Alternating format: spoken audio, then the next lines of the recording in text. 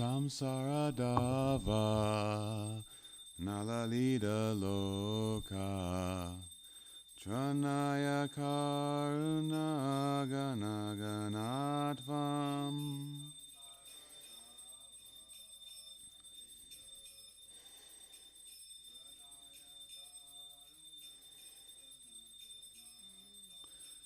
Samsara dava nalalita loka tranaya karuna ganaganatvam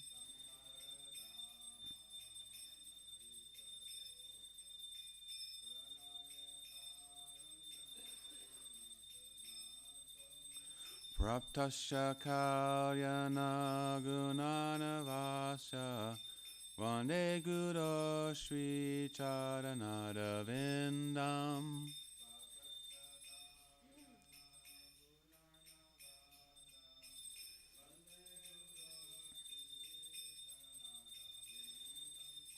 Mahaprabhu Kirtana Nitya Gita Varitra Madhyan Manasura Sena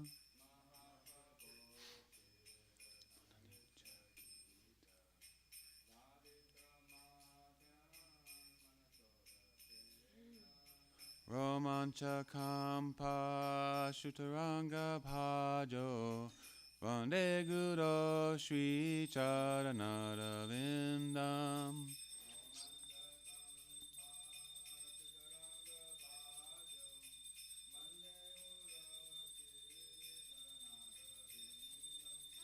Shri Vigrahara Dhananicha Shingaratan Mandira Marjanado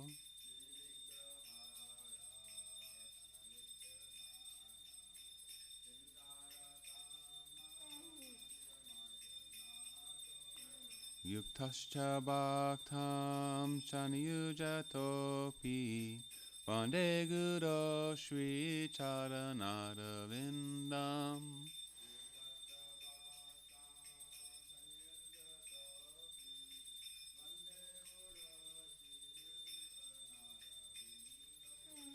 Chaturvidha Shri Bhagavat Prasada Svadana Triptan Hari Bhakta Sangan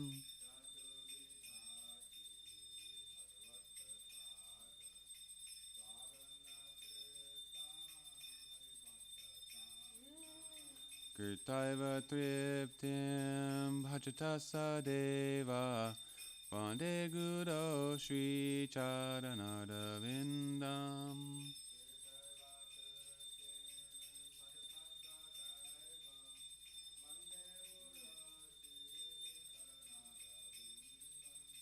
Shri Radhika Madhavayora Para Madhuya Lila Gunarupa Nam Nam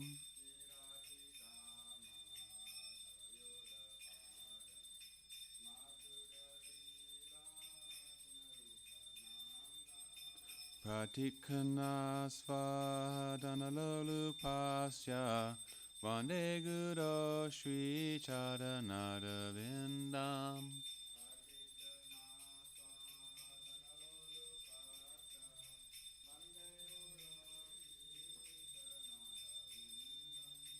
Nikunja Yuno Ratikeli Siddhai Yayali Bir Yukti Apakeshaniya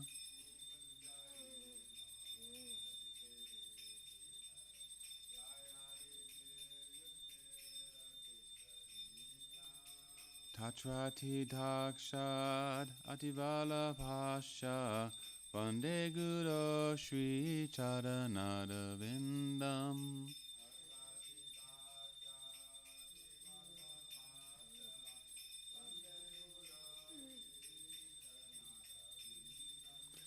Sakshatati Vena Sasamasa Sastre Uktastatha Bhavyata Eva Sabhi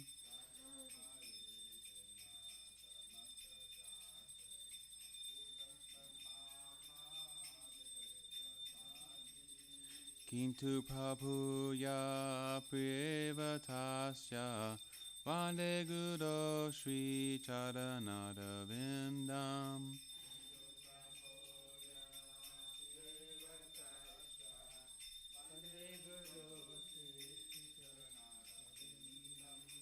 Yasha Prasadad Bhagavad Prasado Yasha Prasadan Nana Geth Kutopi Sadad Bhagavad Prasado Yasha Prasadan Nana Geth Kutopi Taham Suvam Stasya Yashastri Sandhyam Vande Guru Sri Charanada Vindam.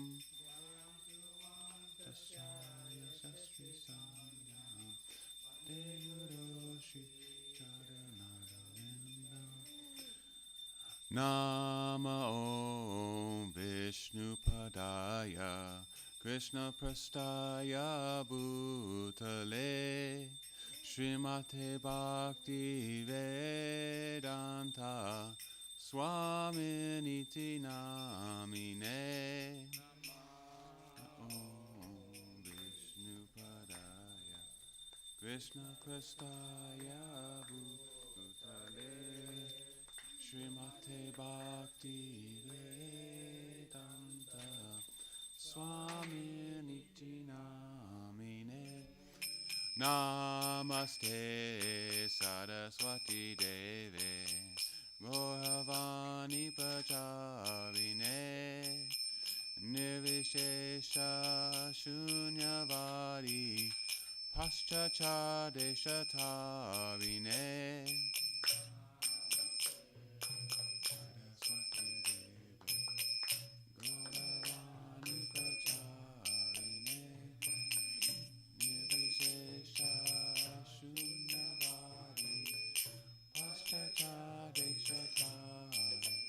Jaya Shri Krishna Chaitanya Prabhu Nityananda Shri Advaita Gadgadhara Shri Vasari Gaur Bhaktavinda. Shri Krishna Chaitanya Prabhu Nityananda Shri Advaita Gadgadhara Shri Vasari Gaur Bhaktavinda. Jaya Shri Krishna Chaitanya Prabhu Nityananda Shri Advaita Gadgadhara Shri Vasari Gaur Bhaktavinda. Shri Krishna Chaitanya Prabhu Nityananda Shri Advaita Gadgadhara Shri Vasari Gaur Bhaktavinda. Jaya Shri Krishna Chaitanya Prabhu Nityananda Shri Advaita Gadgadhara Shri Vasari Gaur Bhaktavinda. Chaitanya Prabhu Nityananda Shri Advaita Gadgadhara Shri Vasari Gaur Bhaktavinda. Hare Krishna, Krishna Krishna, Hare Hare, Hare Rama, Rama Rama, Hare Hare. Krishna, Krishna Krishna, Hare Hare, Hare Rama, Rama Hare Hare. Hare Krishna, Krishna Krishna, Hare Hare, Hare Rama, Rama Rama, Hare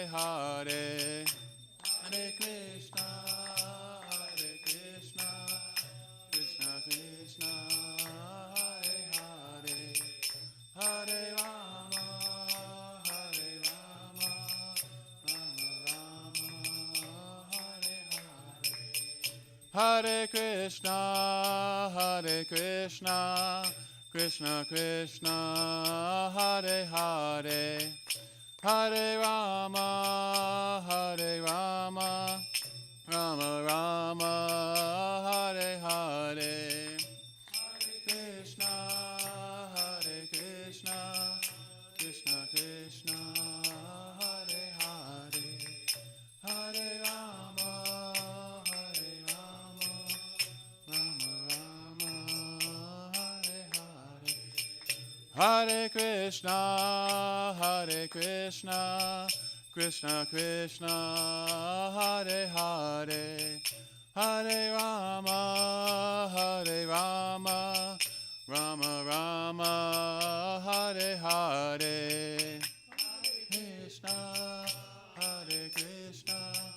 Krishna Krishna, Hare Hare, Hare Rama, Rama Rama, Hare Hare, Hare Krishna, Krishna Krishna, Hare Hare, Hare Rama, Rama Rama, Hare Hare, Krishna, Krishna Krishna, Hare Hare, Hare Rama, Rama Rama,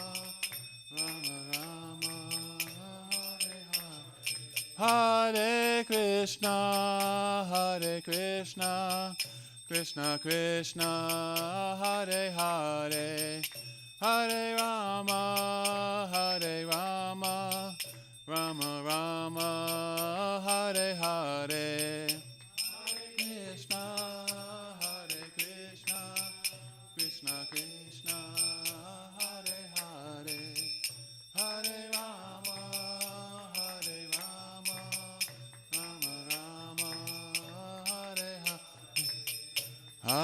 Hare, Hare Krishna, Krishna Krishna, Hare Hare, Hare Rama, Rama Rama, Hare Hare, Hare Krishna, Krishna Krishna, Hare Hare, Hare Rama, Rama Rama, Hare Hare, Hare Krishna, Krishna Krishna, Hare Hare, Hare Rama, Rama Rama, Hare Hare, Hare Krishna, Krishna Krishna, Hare Hare, Hare Rama, Rama Rama, Hare Hare, Hare Krishna, Krishna Krishna, Hare Hare, Hare Rama, Rama Rama, Hare Hare, Hare Krishna, Krishna Krishna, Hare Hare, Hare Rama, Rama Rama, Hare Hare, Hare Krishna, Krishna Krishna, Hare Hare, Hare Rama, Rama Rama, Hare Hare, Hare Krishna, Krishna Krishna, Hare Hare, Hare Rama, Rama Rama, Hare Hare, Hare Krishna, Krishna Krishna, Hare Hare, Hare Rama, Rama Rama, Hare Hare,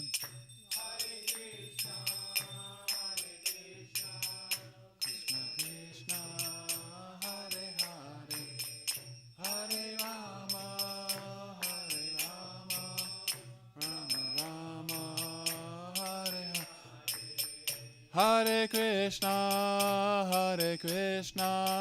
Krishna Krishna, Hare Hare, Hare Rama, Rama Rama, Hare Hare.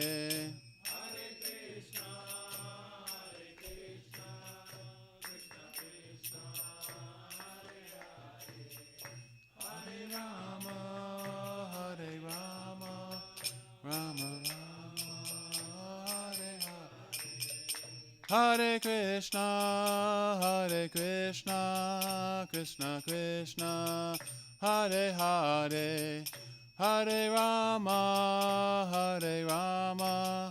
Rama Rama, Hare Hare. Krishna, Krishna Krishna, Hare Hare, Hare Rama, Rama. Iba, Jaya Prabhupada,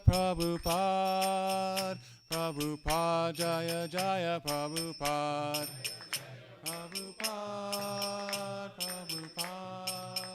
Prabhupada, Jaya Jaya. Jaya Jaya Gurudev, Jaya Jaya Gurudev,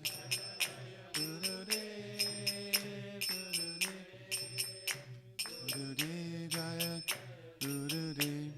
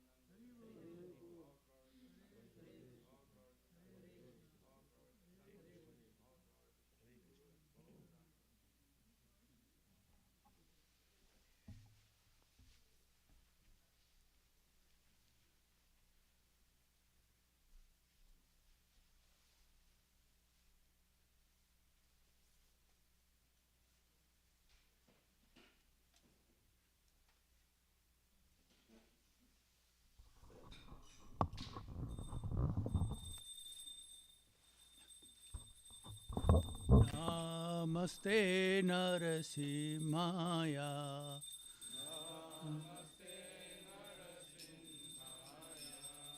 Pela dadaine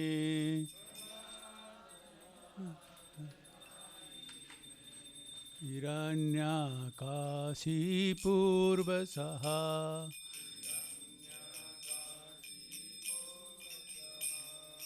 Silatanka Nakhalaye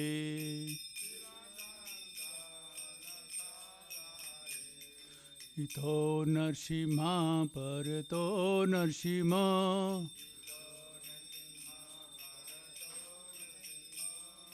Yato Yami Tato Narsimha Bahir Narsimha Hirade Narsimha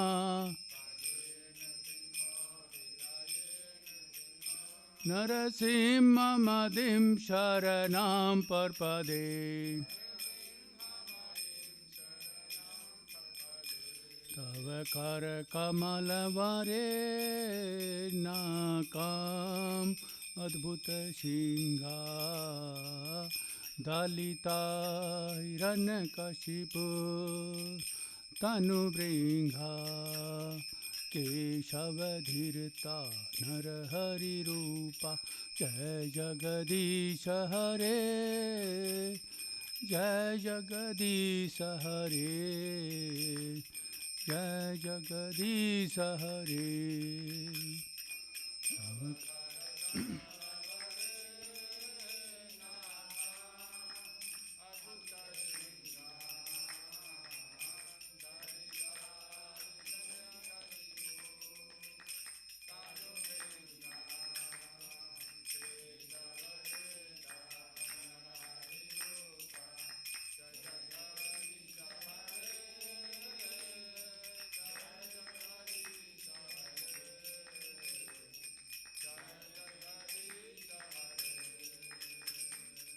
केशवधीरता Narhari रूपा जय जगदीश हरे जय जगदीश हरे जय जगदीश हरे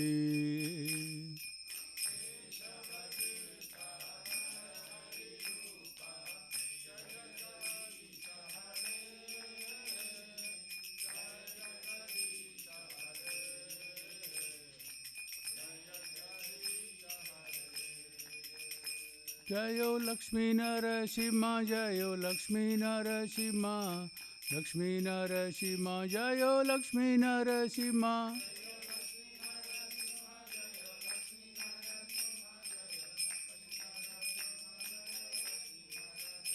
जयो भक्त प्रहलाद भक्त प्रहलाद जयो भक्त प्रहलाद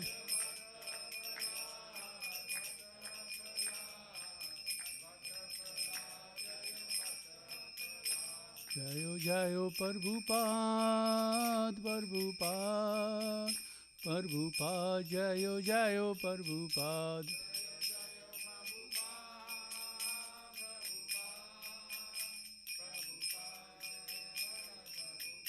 जयो जयो गुरुदेव गुरुदेव गुरुदेव जयो जयो गुरुदेव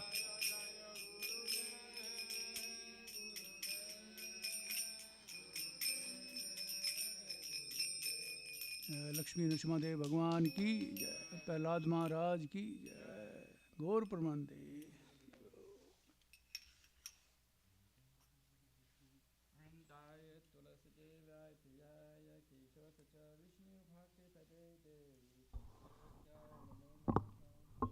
तुलसीदेवाय प्रियाय केशवस्य विष्णु भक्ति प्रति देवी सत्तायवती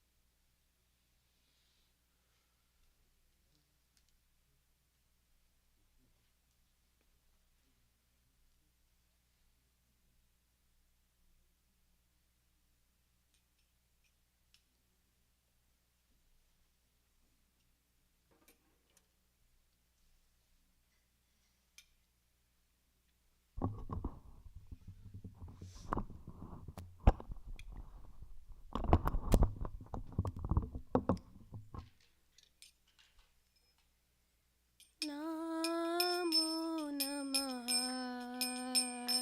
तुलसी कृष्ण प्रेयसी नमो नमः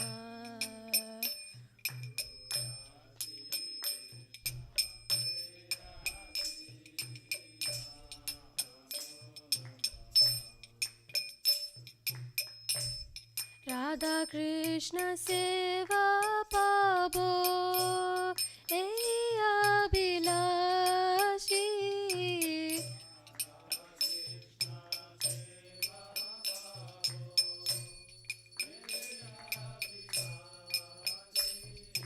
राधा कृष्ण सेवा पाबो ए अभिलाषी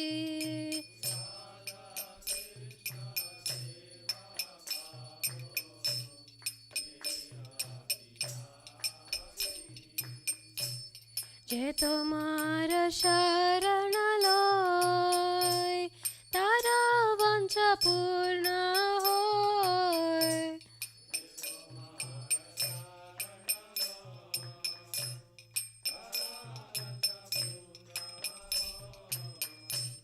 કૃપા કોરી કરો તારે વૃંદાવનવાસી.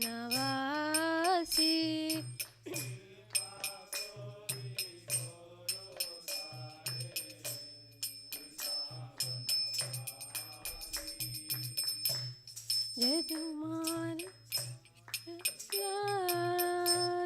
વિલાસ કુંજ દિયો વાસ.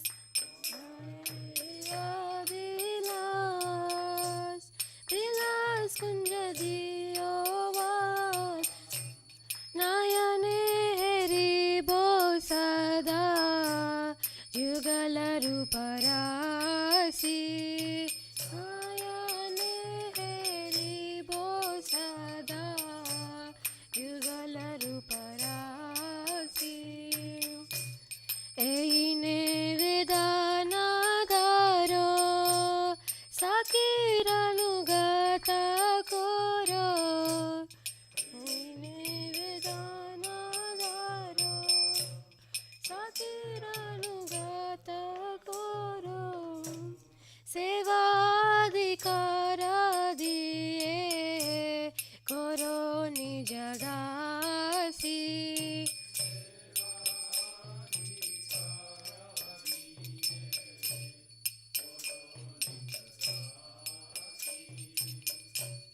दीन कृष्ण दासे कोय ए ये न मोरा होय.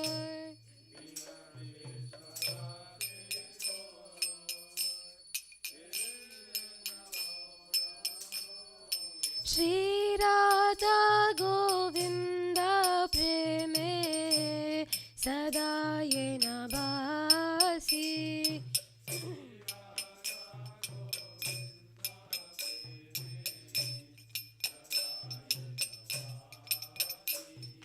श्री राधा गोविंद प्रेमे सदा ये न बासी.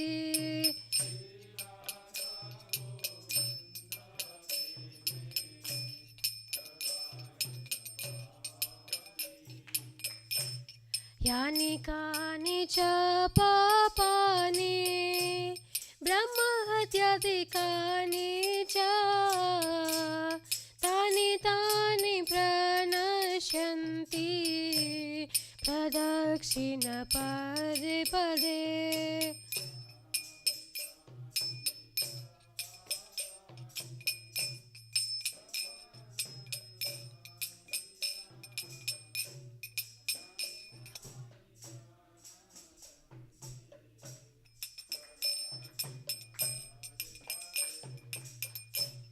यानि कानि च पापानि ब्रह्महत्यादिकानि च तानि तानि प्रणश्यन्ति प्रदक्षिण पदे पदे.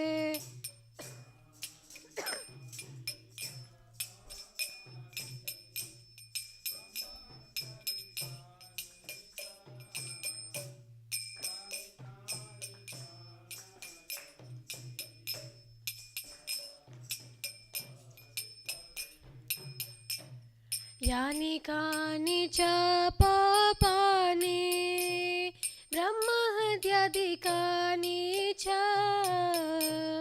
तानि तानि प्रणश्यन्ति प्रदक्षिण पदे पदे.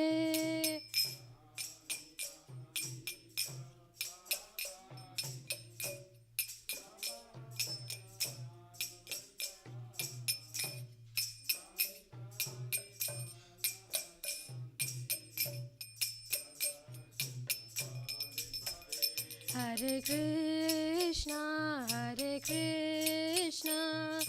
Krishna Krishna, Hare Hare, Hare Rama, Rama Rama,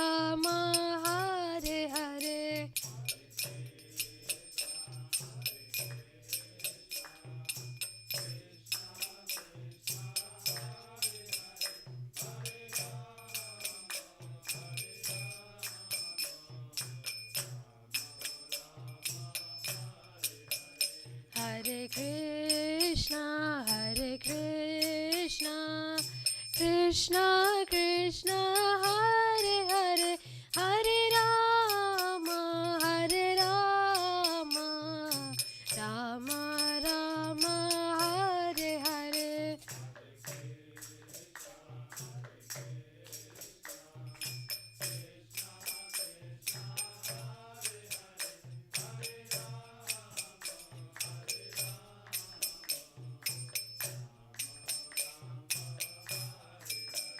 Hare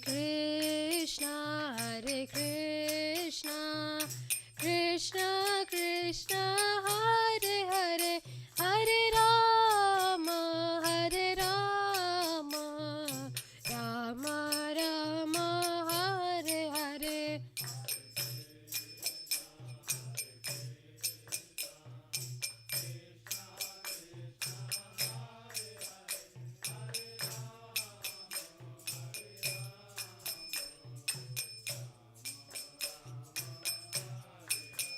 Jaya Tulsi Maharani Jaya Tulsi Maharani Jaya Tulsi Maharani Jaya Tulsi Maharani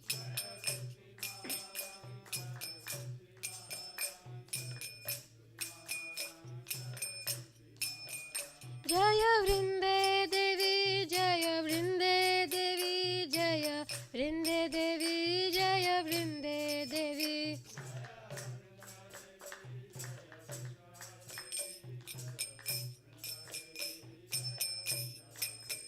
Nitya Gaura Hari Bol Hari Bol Hari Bol Nitya Gaura Hari Bol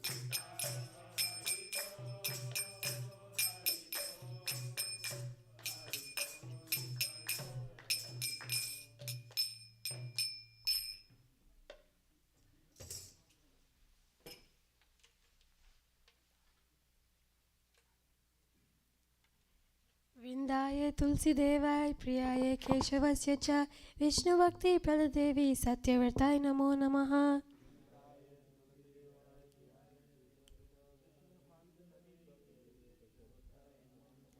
Vrindaye Tulsi Devai Priyaye Keshavasya Cha Vishnu Bhakti Pradadevi Satyavartai Namo Namaha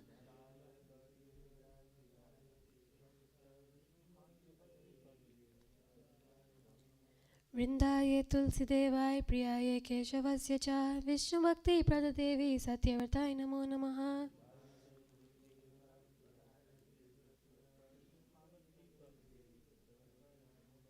Srimati Tulsi Maharani Ki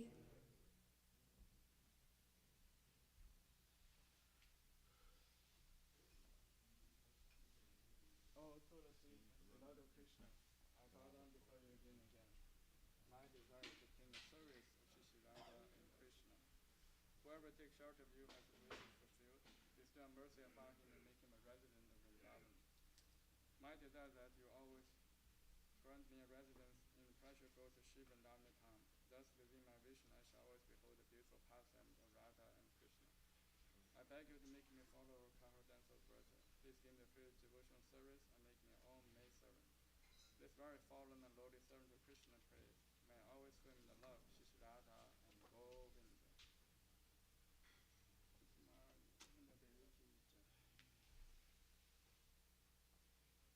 Shri Chaitanya Shastakam Ki Jai. Cheto Darpanam Arjanam Bhavamaha Davaki Nirvapanam Shriya Kairava Chantrika Litaranam Vidyavastu Jivanam Ananda Pulivartanam Pratipadam Punarmida Sadanam Sarvatma Snapanam Paravijayate Shri Krishna Sankirtanam Nam Gari Bhavata Nija Sarva Shakti Tatra Tita Niyamita Smaranena Kalaha Etadishi Tava Kripa Bhagavam Mamati Durudevami Desham Iha Janina Nuragaha Trinadapi Sunichena Tarorapi Sahishnuna Amanina Amanatena Kirtaniya Sada Harihi Na Dhanam Na Janam Na Sundarim Kavitam Ma Jagadisha Kamaye Mama Jammani Jammanishware Bhavata Bhaktir Haitu Kitvari Ainanda Tanuja Kinkar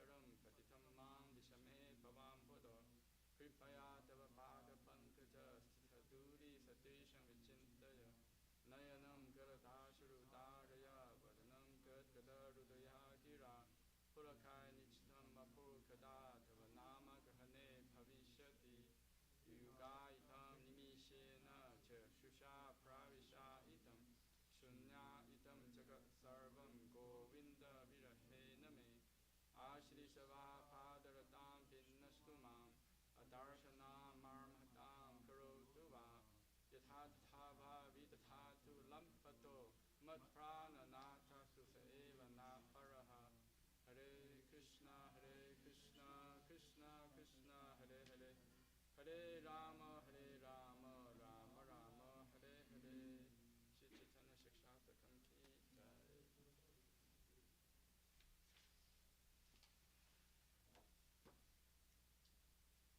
Glory to Sri Krishna Sankirtana, which ignites the heart of all the dust accumulated for years and extinguishes fire of conditional life of repeated birth and death. This Sankirtan movement is the prime benediction for humanity at large because it spreads the rays of the benediction moon. It is the life of all transcendental knowledge. It increases the ocean of transcendental bliss and enables us to fully take the nectar of the nectar of all. Oh my Lord, your holy name and forever, all benediction human beings. And that there are hundreds, millions of names like Krishna, Govinda, intranscendent magnetic or transcendent magnetic, magnetic, harness, root, and Jesus.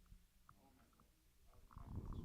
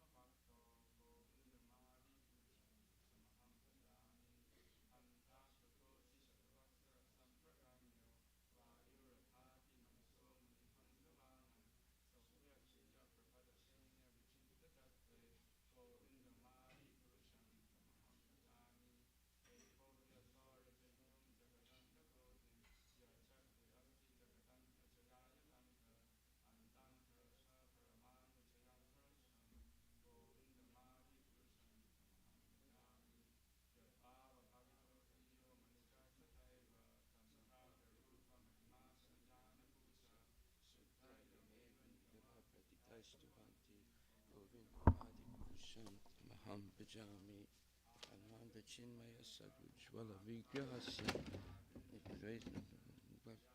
Abhi Goloka Eva Nivasata Kiglatma Bhuto Govindam Adi Purusham Tamaham Bhajami Lochanena Santaksadeva Hidesu Vilokayanti Yam Shama Sundaram Chintya Gunaswarupam Govindam Adi Purusham Tamaham Bhajami Madhuri Vivati Sukala Nainatistam Nana Avatar Makarut Bhuvanesukintu Krishna Swayam Sambhavat Paramam Pumanyu Govindam Adi Purusham Tamaham Bhajami Prabha Bhagavato Jagananda Koti Svasesu Sadadi Vibhuti Binam Tad Brahma Niskalam Anantam Asesa Bhutam Govindam Adi Purusham Tamaham Bhajami Yamaya Yasya Galanda Satani Sute Trigun Vitad Visay Veda Vitaya Manu Sat Bhagavan Satvam Satvam Govindam Adi Purusham Tamaham Bhajami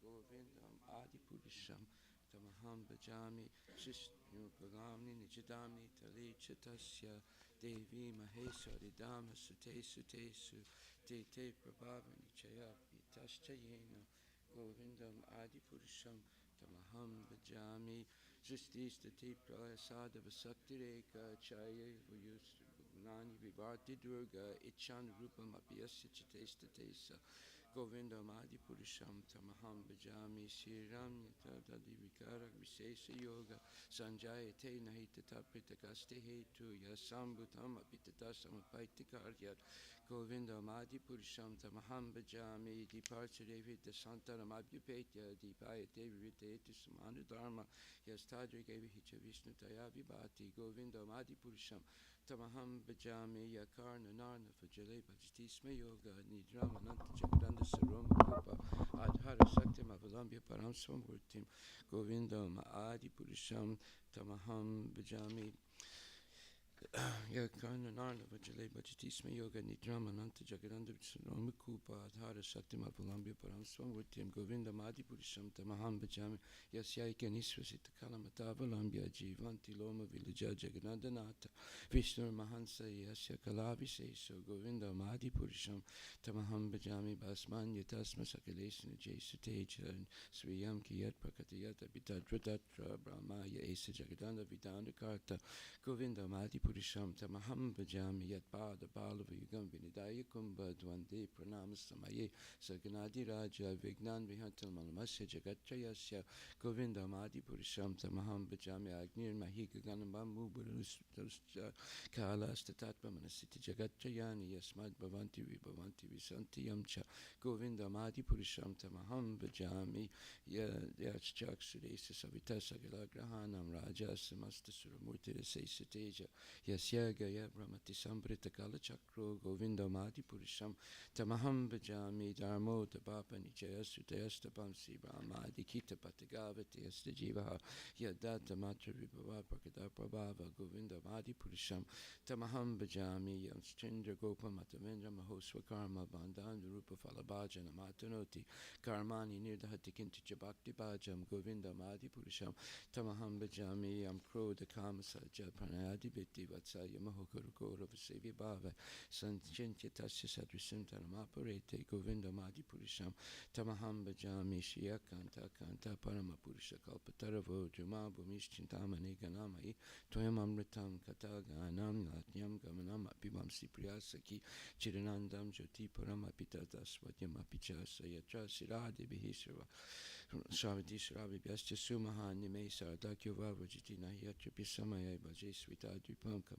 Tamaham Golakam Ityam Vedantaste Santakshiti Virachara Katipaye Shri Guru Vastika prayers ki jai. The spiritual master is receiving benediction from the ocean of mercy. Just as a cloud pours water on a forest fire to extinguish it, so the spiritual master delivers the materially afflicted world by extinguishing the blazing fire of material existence. I offer my respectful obeisance to the lotus feet as such spiritual masters, an ocean of auspicious qualities, chanting the holy name, dancing in ecstasy, singing, playing musical instruments. The spiritual master is always gladdened by the Sankirtan movement of Lord Chaitanya Mahaprabhu, because he relies in the mellows of pure devotion with his mind. Sometimes his hair stands on end, here stands on end.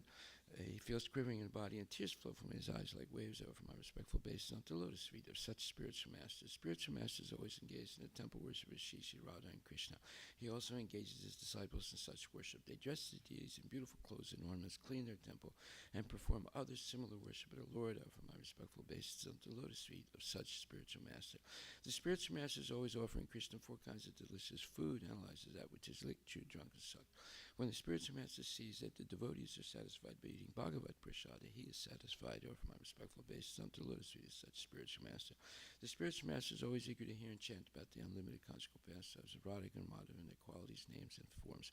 The spiritual master aspires to relish these at every moment. I offer my respectful obeisance unto the lotus feet of such spiritual master.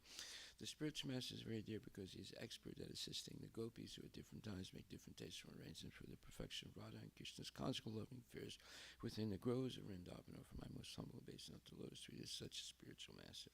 The spiritual master is to be honored as much as the Supreme Lord because he is the most competential servant to the Lord. This is acknowledged in all revealed scriptures and followed by all authorities. Therefore, I offer my respectful obeisance unto the lotus feet as such spiritual master who is a bona fide representative of Sri Hare Krishna. By the mercy of the spiritual master, one receives the benediction of Krishna. Without the grace of the spiritual master, one cannot make any advancement. Therefore, I should always remember and praise the spiritual master at least 3 times a day. I should offer my respectful obeisance to the lotus feet of my spiritual master, His Divine Grace, A.C. Bhaktivedanta Swami Srila Prabhupada Ki Jai. Gaur Premanande Hari Bol, Srimad Bhagavatam, Canto 3, Chapter 6, Text number 26. Sattvam Shasya Binirbinam Mohan Disnyam Upavisat Chitenam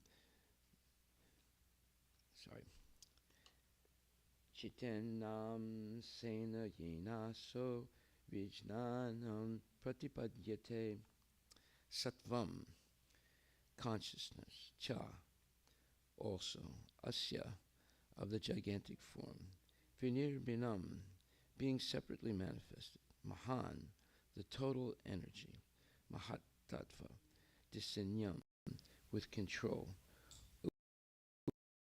entered into, chitena, amsena, along with his part of consciousness, yena, by which, aso, the living entity, vijnanam, specific knowledge, pratipadyate, cultivates. Translation by His Divine Grace, A.C. Bhaktivedanta Swami Prabhupada. Thereafter, when his consciousness separately manifested itself, the total energy, Mahatattva, entered with his consciousness, with his conscious part. Thus, the living entity is able to conceive specific knowledge. So there's no purport to this, but this is an important verse. This is part of the exhaustive explanation of how the material world started. In other words, the material creation. The spiritual world, of course, is eternal. It has no beginning, no middle, no end. It continues eternally. And in the spiritual world, there's not past, present, or future. There's always the present, eternal present. All this is incomprehensible to material speculators. But if we hear Srimad Bhagavatam on a regular basis, that means every day, we gradually are able to understand these things. Why is it that we have difficulty understanding? Because there's a dichotomy or a duality between our body and our soul. So most people identify with the body. Therefore, it becomes impossible to understand Vedic knowledge. When at the beginning of spiritual instruction in the Bhagavad Gita is when Arjuna surrenders to Krishna, and accepts him as a spiritual master, and then begins to ask fundamental questions to clear the path for him to be completely surrendered to the Lord. These questions are the quintessential questions that a person should ask God if they meet God. You would not be able to think of any better questions to ask than the ones that Arjuna is asking Krishna in the direct company of the Lord. That's why Bhagavad Gita is the quintessential, most important Vedic scripture. The Srimad Bhagavatam is an extension of the Bhagavad Gita, just like there is the Webster's Pocket Dictionary, which gives succinct definitions to words, and there's Webster's International Dictionary, which gives exhaustive examples of how those words are used. So the Srimad Bhagavatam is the continuation of Bhagavad Gita, but with tremendous amount of elaboration. The Bhagavad Gita has a quintessential truth of who Krishna is, because Krishna is speaking about himself in the Bhagavad Gita. The Srimad Bhagavatam is spoken by pure devotees about Krishna. So Bhagavad Gita is the most important scripture, and Srimad Bhagavatam is the extension of it with a plethora of transcendental knowledge. Nowhere else will you find an explanation of the spiritual world. Nowhere else do you find an exhaustive, step-by-step creation of the material world. Nowhere else do we understand. Is there any information about who exactly is God? What are his preferences? Where does he live? How does he expand himself? All these things are explained in Srimad Bhagavatam in depth. That's why most people try and avoid reading it, because it's so overwhelmingly truthful that it would change a person's life if they hear it every day. So purposely people will avoid hearing Srimad Bhagavatam because they don't want to change the miserable way they're living, subject to birth, death, old age, and disease, limited by the three modes of material nature: goodness, passion, and ignorance, limited by the three types of suffering: adhyatmika, adhibodhika, adhidaivika, limited by lust, anger, greed, madness, illusion, and enviousness. So in other words, as long as we identify with the body and ignore spiritual knowledge, we become more and more limited, and therefore our range of understanding knowledge also becomes limited, and thus we remain prisoners of the cycle of birth, death, old age, and disease, and repeat it over and over again. This, of course, when it's explained to people, they don't believe it because they are completely in illusion. What is the fundamental illusion? The impersonalist philosophies say the fundamental illusion is belief that God is a person, belief that there's a spiritual world like Vaikuntha and Goloka, belief that the material world is real. They claim it's completely false and illusory, and the belief that one can find happiness in the material world, that's also an illusion, and therefore they restrict everything to the Brahman effulgence, and they reject the existence of individual souls. They say there's only one soul, that's Brahman, and when people deny their own individuality and meditate on that oneness of Brahman, they attain a spiritual destination, that part is true, but that spiritual destination is the lowest part of spiritual reality. There are much higher parts that the impersonalists reject. So therefore they get stuck in a place called the Brahman that they cannot advance from because of their misconceptions, and thus they fall down. So in other words, it's very similar to the Greek story about the person who is cursed to always roll a big, big rock up a mountain to the top. And as soon as it reaches the top, it falls down again, and they start all over again. So that is the curse of impersonalism. It is the original cancel culture philosophy that cancels almost everything, including the identity of the living entity and the identity of God, and brings everything down or crashes everything down to only the Brahman effulgence, merging into this impersonal oneness. So it is a dead end. And what happens when there's a dead end? You can't go any further.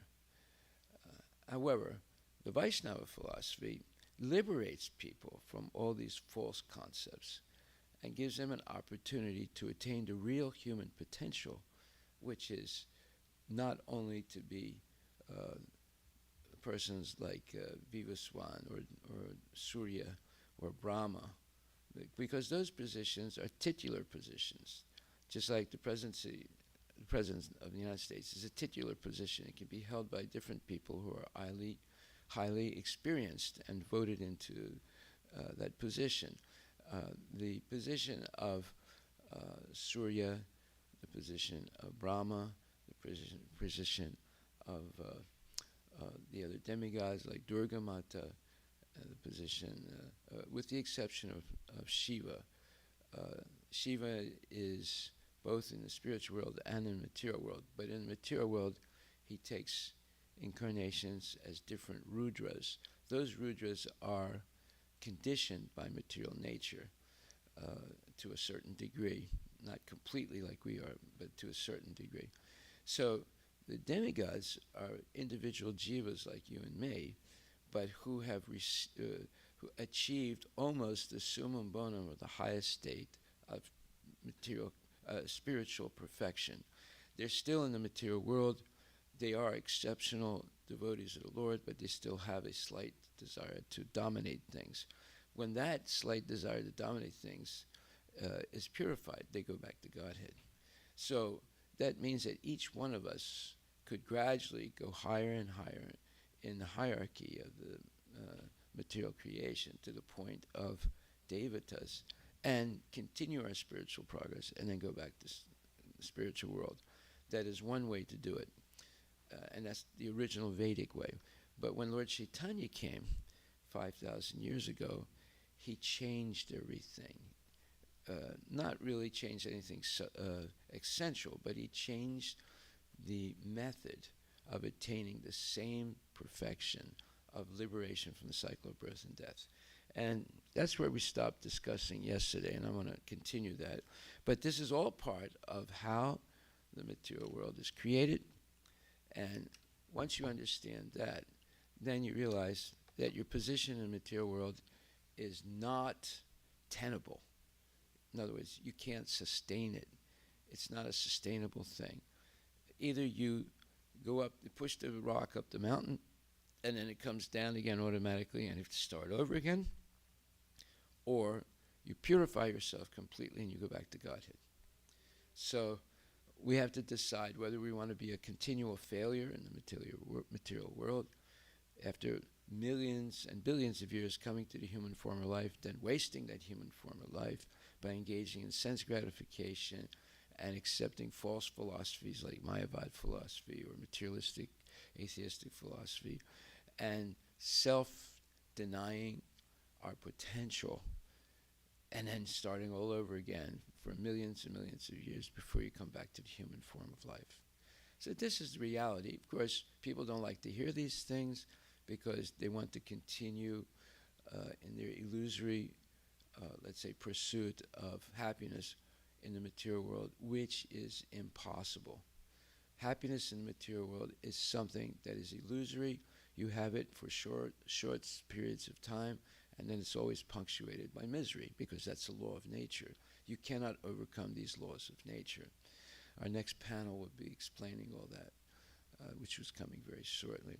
So we see people are trying to do things that are impossible, and they're believing other people who are trying to do things impossible and hoping that they succeed. And this is called hope against hope. And therefore, they get frustrated, and that's because today almost 50% of Americans take drugs to relieve their stress. We'll be talking about that soon. We have all the statistics on that also, just like you see the statistics over here about what happens when you break the 4 regulative principles that Krishna enjoined, or he established 5,000 years ago. He said, don't eat meat, don't engage in gambling and speculation, don't engage in illicit sex, don't engage in intoxication. Today, those four things have become part of our culture in America and in India and throughout the world, because that people are suffering terribly. There's the statistics right there in that middle panel. And as long as we ignore such things, we remain in a fool's paradise where we go on thinking that certain things are possible, that are impossible, that are controlled by laws of nature, that are impossible to overcome. And therefore, they get frustrated because they can't achieve these goals. And eventually, they take to some kind of intoxication to relieve their frustrations. So, Lord Chaitanya, he established that the real purpose of life is to attain pure love of God.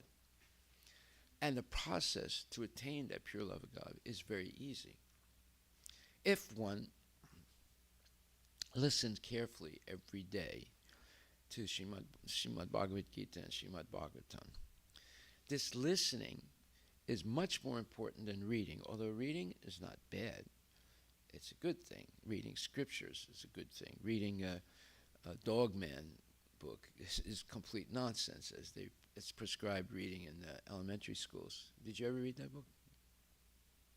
No? You did? Huh? It's required reading, right?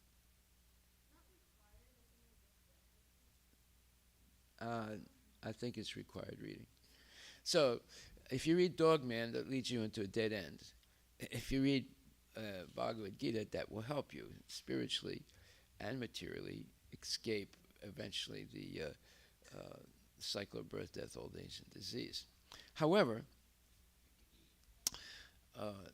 simply chanting Hare Krishna can liberate you also if you do it without committing any offenses and with the purpose of attaining love of God. So we see that anyone can do that. Someone on their deathbed, a child that's just born and can hear it, and then after a couple of years can also say it. Anyone can do this. However, most people think, oh, well, that's too easy. Give me something hard to do. They can't even do this chanting properly every day, 16 rounds. How are you going to do something harder? So it's very important that the first thing we should teach people is lifestyle adjustment to put you on the track to be able to chant 16 rounds every day without fail.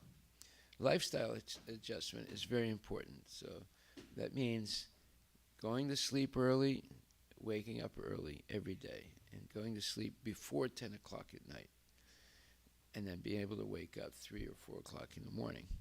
That's the first lifestyle adjustment that one has to make in order to become consistently Krishna conscious. You will not be consistent if you stay up later than 10 o'clock.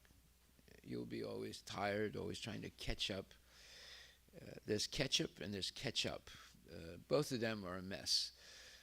So we should avoid both ketchup, which has vinegar in it, and ketchup, which means you're always chasing after, trying to make up for the time that you wasted oversleeping because you went to sleep too late, right? So we need to become very, very cognizant of our lifestyle, and go to bed early, wake up early is the number one thing you have to do to change your life from materialistic life to spiritual life. That is not the only thing you have to do, but it's the number one important thing you should do if you really want to become spiritually elevated. Okay, so yesterday we began hearing what is this pure Krishna consciousness. Now I'll go over that quickly, and then we'll read all the things that I did not cover yesterday. So in the third chapter, Bhagavad Gita, third verse, Krishna says, the Supreme Personality of Godhead said, O sinless Arjuna, I have already explained that there are two classes of men who try to realize the self. Some are inclined to understand it by empirical philosophical speculation, and others by devotional service. Now, this is a very important verse because basically it's saying what everyone is trying to do in this lifetime as a human being. They're trying to figure out who they really are. And it's a bewildering thing for most people. Like someone, like there are many examples of people who get married, husband and wife, they have some kids, and all of a sudden, one of the members of that union decides that, let's say, the wife decides that she's not really interested in men, she's more interested in women, or the husband decides he's not really interested in women, he's more interested in men. And then they change their whole lifestyle and break up the bond of husband and wife, and they make bonds with one man to one man or one woman to one woman. So these are life-changing decisions that they make based on what? Their attempt to figure out who they really are. Or a child might decide after they go to kindergarten and they're taught that, you know, you can have, if you think if you're a boy and you think you're a girl, you can use the girl's bathroom, and if you're a girl and you think you're a boy, you can use the boy's bathroom. So once they hear this, they start thinking, am I really a boy or am I really a girl? And then they decide to change their gender, and all of a sudden Johnny becomes Jeannie, or Jeannie becomes Johnny. So we see these are all attempts to figure out who I really am. This is what every human being is trying to do. It's called self-realization. Most people fail figuring out who they really are. I gave the example of Jennifer, if you came to earlier classes, who was a devotee. He was a man, but he wanted to be a woman, and he went through all these different operations, to, hormone operations and so forth, and then he wrote a letter to Srila Prabhupada. He was a disciple of Prabhupada. He said, Prabhupada, the operations didn't work so good, but I still think I'm a woman, and the temple president, Hari Vilas, will not let me use the woman's bathroom. This is a long time ago. It's like 45 years ago, right? And Prabhupada wrote him or her back and said, look, Jennifer, just make up your mind whether you're a woman or a man and stick to it, right? So that was his answer, and that was a very good answer. Changing your mind over and over again. Am I a man? Am I a woman? Am I this? Am I that? Am I American or am I Indian? Am I this or am I white or am I black, etc.? All these are researches by the individual to find out who they really are. So Prabhupada says here, or Krishna says in this verse, that there are two classes of people who try to realize the self. Some are inclined to understand it by empirical philosophical speculation, and others by devotional service. This is a very important verse. And in the purport, I'm not going to read the whole purport, but the last part of it is very significant.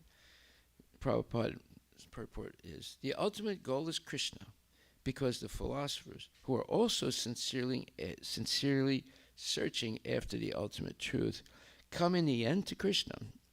How do we know that? That's Bhagavad Gita, 7th chapter, 19th verse, Bahunam, where it says that after many years of speculation, one may eventually come to the conclusion, Vasudeva Saramiti, Krishna, you are everything for me. And such a person is very rare. Such a person is a real Mahatma and very rare. So, if you want to go in the speculative path to try and understand who you are, it could take many, many lifetimes. And it's not guaranteed that you will come to the right conclusion. But sometimes some people do come to the right conclusion. Bahanam janmanamante gyanavam prapadyante vasudeva saramiti sa mahatma sudurlabha. You can look up that verse, 7th chapter, 19th verse. So the ultimate goal is Krishna, because the philosophers, who are also sincerely searching after the absolute truth, come in the end to Krishna consciousness. This is also stated in the Bhagavad Gita.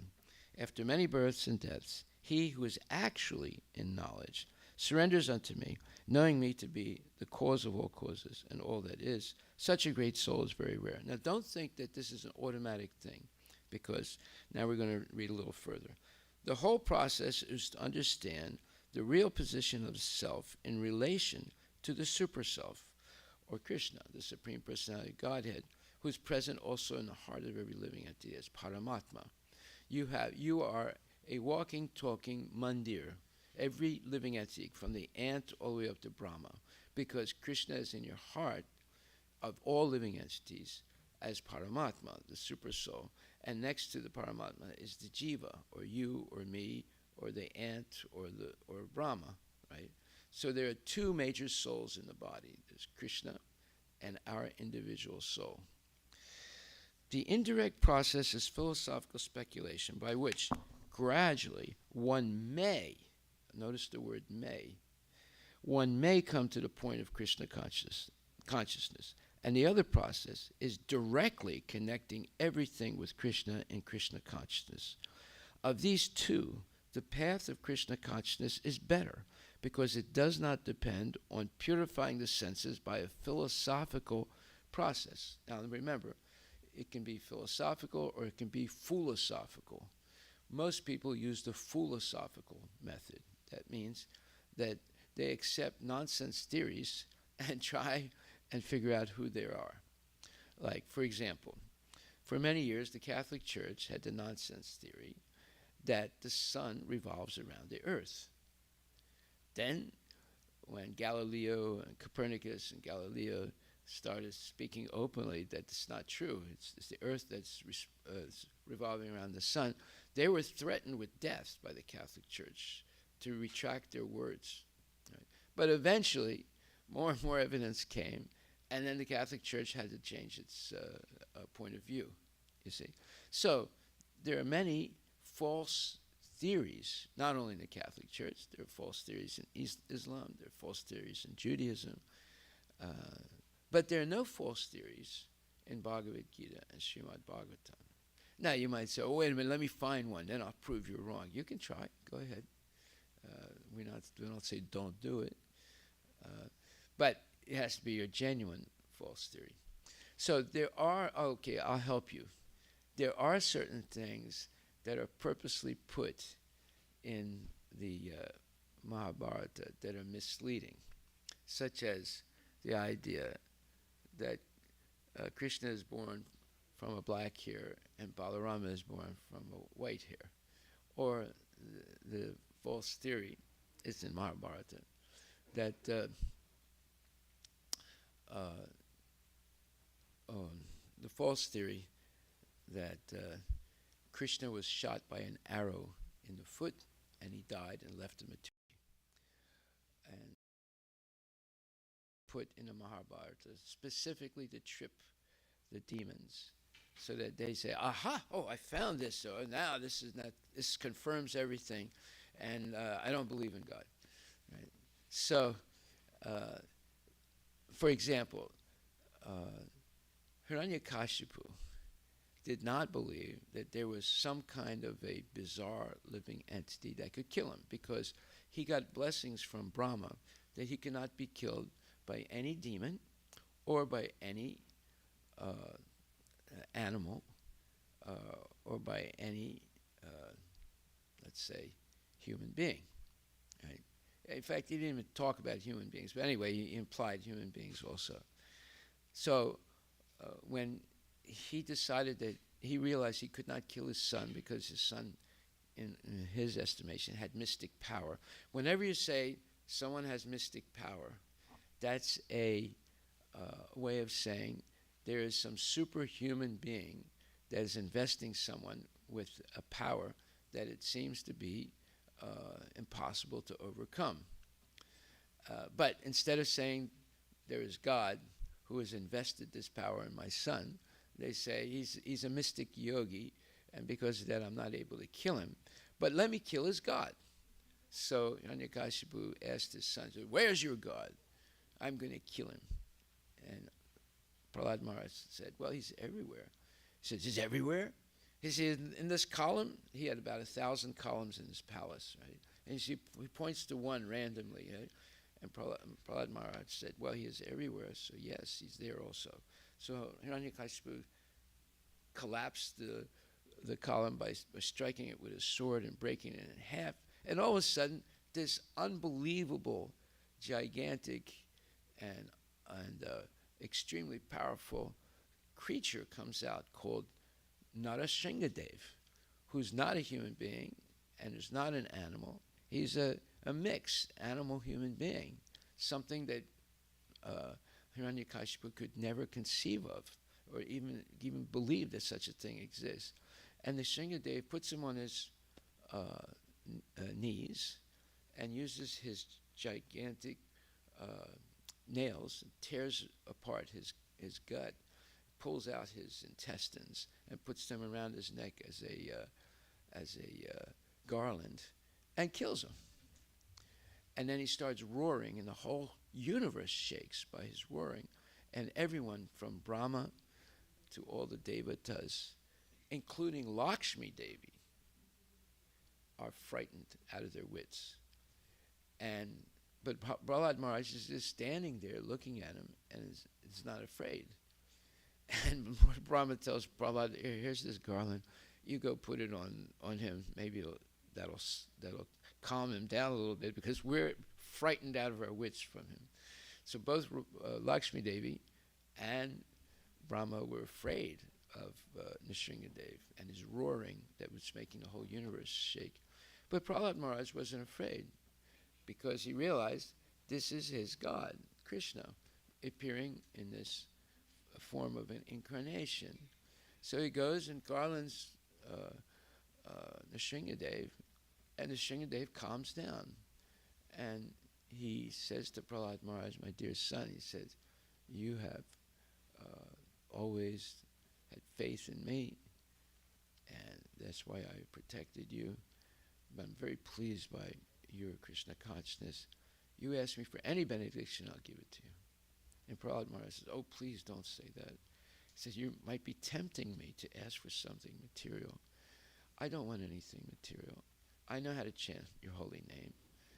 I simply, if you insist on giving me something, then purge my heart, or clean my heart of all material desires, so that I always remain your devotee. Well, but still, the Shingadev kept insisting, okay, but you're already pure in heart. Tell me something else, So he said, okay, then please bring my father back and bless him.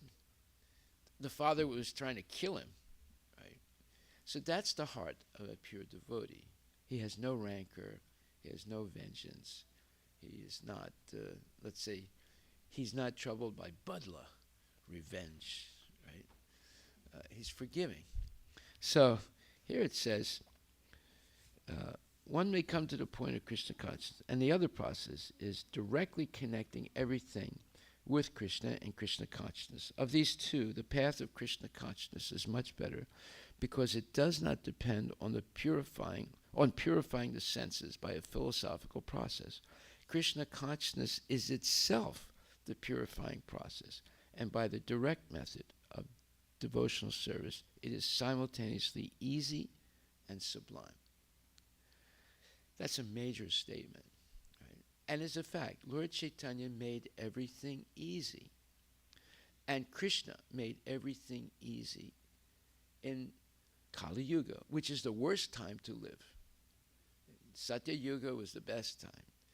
Treta Yuga was a little bit less. Dwapara Yuga was much less. And Kali Yuga is completely a disaster. But yet, Lord Chaitanya and Krishna, there's no difference between Lord Chaitanya and Krishna, other than the fact that that Lord Chaitanya is the combination of Radha and Krishna. That's because Krishna wanted to experience Radharani's transcendental love for him, that he realized he could not experience from his position, so he had to take her position. And he comes into the world as Lord Chaitanya, the combination of Radha and Krishna. So anyway, Lord Chaitanya makes everything easy. How is that? His method of direct Krishna consciousness is the ultimate purifying process, and it's very quick. The purification is very quick if you take completely to the process. And what is the process? It's beginning by keeping the company or associating with genuine devotees. That's number one. Number one is appreciating what genuine devotees are doing. Then one desires to associate with genuine devotees.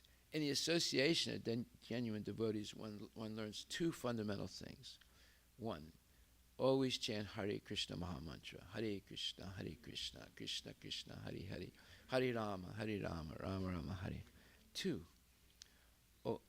never leave the association of genuine devotees. Genuine devotees are devotees who actually follow the regulative principles and chant every day, minimum 16 rounds, and also hear every day Bhagavad Gita and Srimad Bhagavatam, and engage in practical, time-sensitive devotional service, and go out on Sankirtan and preach what they have learned by simply repeating Bhagavad Gita and Srimad Bhagavatam to the general public. And they can preach to anyone. They don't say, oh, this one is a drunkard, so I won't say anything to this one. Oh, and this one is black, so I don't want to teach to him. Oh, and this one is a demon, so I don't want to preach to him. No, they will take a risk and preach to anyone. Even though Krishna says, don't go to the demons. He says that. Don't preach to the demons. But the devotees are more merciful than the Lord, understanding what the purpose of the Lord is. That is, to bring all his parts and parcels back to him. We all came from Krishna. We all belong to Krishna. And as long as we remain in illusion, we refuse to learn about Krishna. But a devotee has the power to free us from all those illusory concepts that we have accepted and straighten us on the straight path back to Godhead through Krishna consciousness. So we see, associate with devotees, genuine devotees. Chant Hare Krishna in the association of genuine devotees. Engage in devotional service in the association of genuine devotees, not independently. Hear every day Bhagavad Gita and Srimad Bhagavatam spoken by genuine devotees, not just spoken by a speculator or a wannabe so-called devotee. Number 5, go out on Sankirtan. Number 6, preach to everyone who are willing to listen. You can't preach to someone who refuses to listen, but you can preach to those people who are willing to listen. And eat only prasadam. Don't eat anything else. It has to be food that's genuinely prepared with love and devotion for Krishna and offered to Krishna with love and devotion. Then he offers it back as his prasadam. And, well, basically those 7 things. And they're all simple things. You don't have to be a rocket engineer to do those things. Anybody can do them. A child can do them. A person on his deathbed can do those things, right, if they want to. So there's 7 fundamental things that Lord Chaitanya gave us that are easy to do and directly put us in contact with Krishna and leads to development of pure love and devotion for the Lord. Then there's some things that Krishna adjusted in Kali Yuga to make it easier for us. Number 1, he previously, if you thought of doing something evil, immediately you got the karmic reaction. In Kali Yuga, you have to actually perform the evil act to get the karmic reaction. So, if you think of doing something evil, but because you're Krishna conscious, you stop yourself, or because you get help from a genuine devotee, you stop yourself, and now don't do it, you don't get any karmic reaction. Okay? Number 2, previously, if you thought of doing something good, you did not get the positive reaction. You had to actually perform the act to get the positive reaction. But in Kali Yuga, simply thinking of doing something good, you get the positive karmic reaction. But it's a karmic reaction, so it'll still keep you in the cycle of birth and death. But it's much better than thinking or doing something evil. Number 3, simply by chanting Hare Krishna, you can be liberated. You don't even have to be initiated, although the Vaishnava Acharyas all recommend initiation because we're coming from such a low level of human, let's say, experience that it's necessary to be under the tutelage of a bona fide gurus, Shiksha and Diksha gurus, to correct us because we will make many mistakes due to our previous millions and millions of lifetimes eating, sleeping, mating, and defending in different species. So we're carrying a heavy baggage. So to help us not become a victim again of that baggage, it's necessary to have bona fide Shiksha and Diksha gurus always guiding us. Number 4 is when we become initiated, our karma, which is a mixed bag of good and bad, is put on hold. Otherwise, we would not be able to begin devotional service.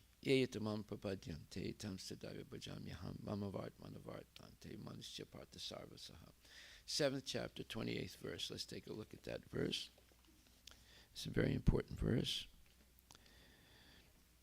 And it says,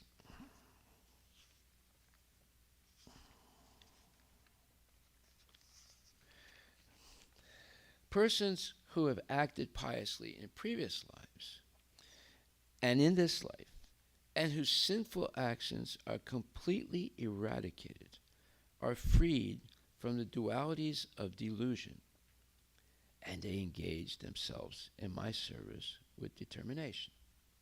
So you have to be free of your previous karma in order to begin devotional service. This is a fact. So therefore, the official moment is the moment of initiation, where your karma will be put on hold. You can start devotional service before that, but it'll be full of faults, usually, and fall downs. But if you get initiated, at least at that point, officially it's put on hold.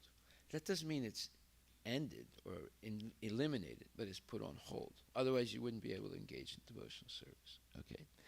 Then, by regularly hearing every day Bhagavad Gita and Srimad Bhagavatam, one by one, all those sins that we and all the material advantages that we got by acting in the mode of mundane goodness, all those things are eliminated one by one, gradually. That's why coming to class every day is absolutely necessary to clear away the karma. Because if you fall down before your karma is cleared away, it all comes back again.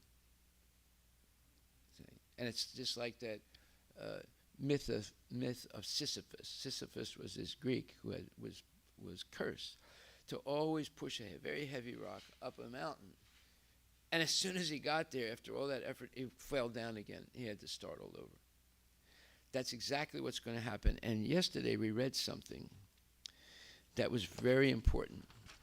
In the 5th chapter, 26th verse, Prabhupada explained 2 mysteries. So we're not going to go over that again. I've gone over it many times in previous lectures. But there was the last part of that purport, 3:5:26 says,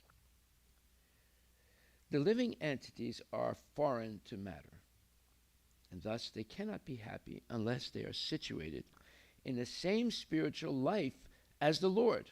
What's the same spiritual life as the Lord? Chanting Hare Krishna, engaging always in devotional service, associating only with devotees, this thing, that thing, it's a whole list of things, right? And the Lord is on the transcendental level. He's not controlled by the 3 modes of material nature. He's not controlled by the 3 types of material miseries. He's not controlled by time. He's not controlled by lust, anger, greed, envy, and illusion and madness. He's not controlled by any of these things, right? So you have to come to that level to be able to engage in devotional service, right? So Prabhupada is saying here, the living entities are foreign to matter. In other words, this body that we have, it's not us. It's something different than us, right? We are different. We have an eternal soul. We're not this body, although almost everyone believes I am this body, right? The living entities are foreign to matter, and thus they cannot be happy unless they are situated in the same spiritual life as the Lord. In other words, it's impossible to be happy simply pampering the body, simply engaged in self-indulgence, simply engaged in sense gratification. You will never be happy in this material body. Right? And this body has nothing to do with the soul. The soul is not chemically bonded to the body. Right? The mistaken living being in other words, it's impossible to be happy if you simply engage in bodily activities for sense gratification. This is something most people, especially teenagers, would reject today. If you tell a teenager, you're never going to be happy in this material body by sense gratification, they would say, no, don't tell me that. You're ruining my whole emphasis in life. Spring break in college to Florida and getting drunk and taking drugs and having illicit sex. I mean, this is happiness for me, right? This is what I'm expecting. That's going to be happiness.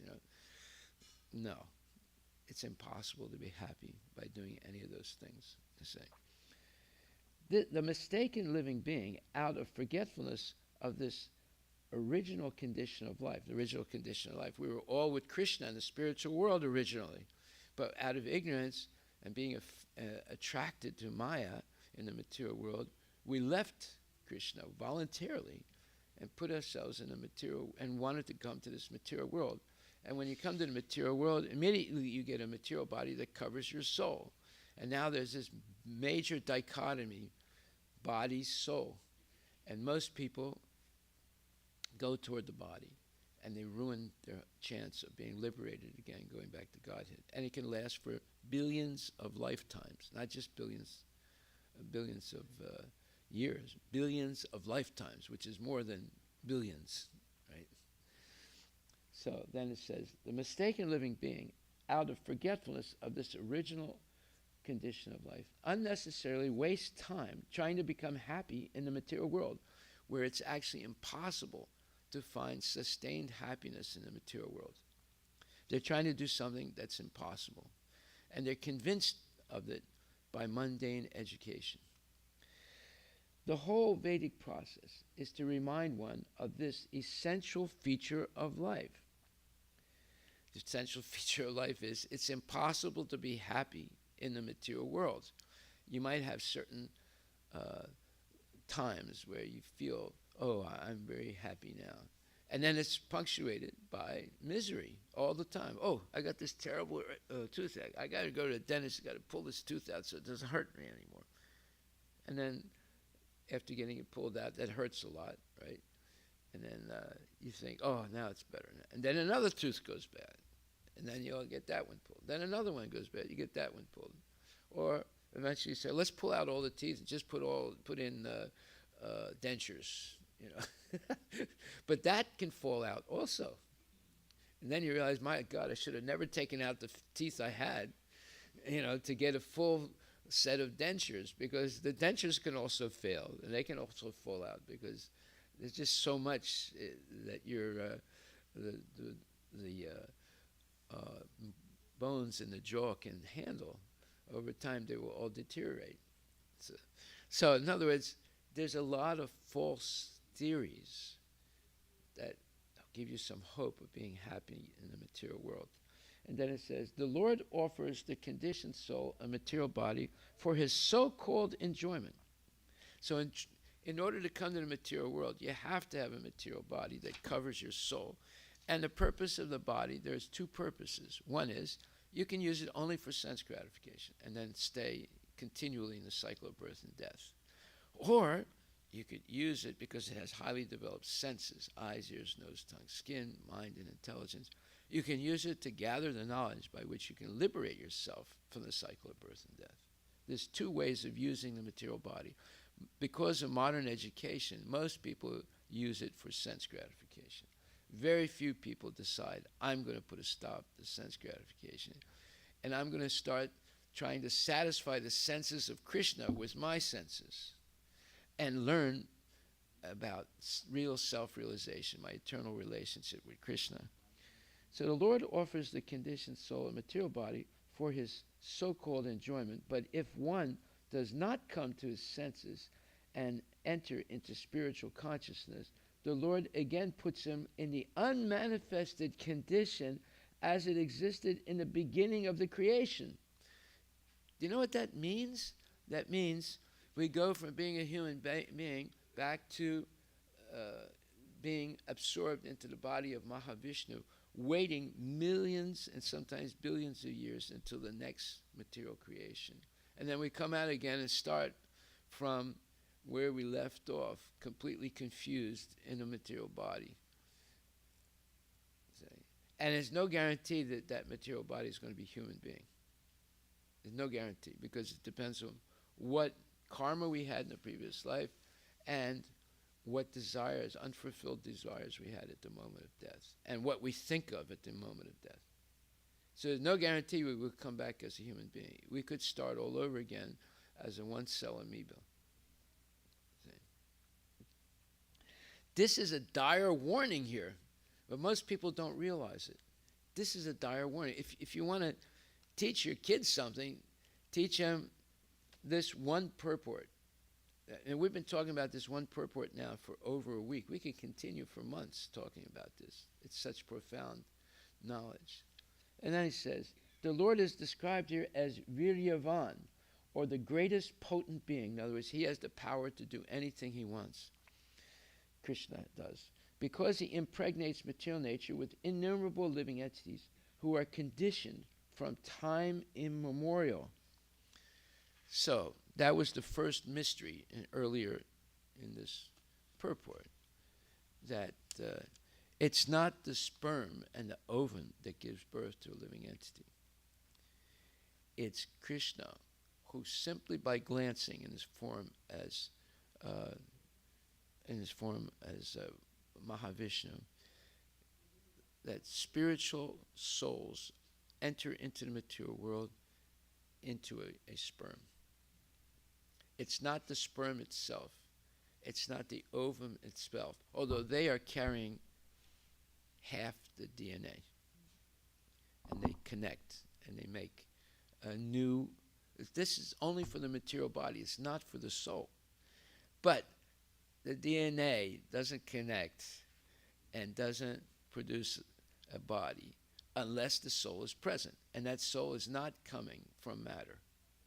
It's coming from Krishna, who impregnates the material nature with living entities simply by glancing. He doesn't have to touch the material nature. See? So, this is revelation. This is what you would call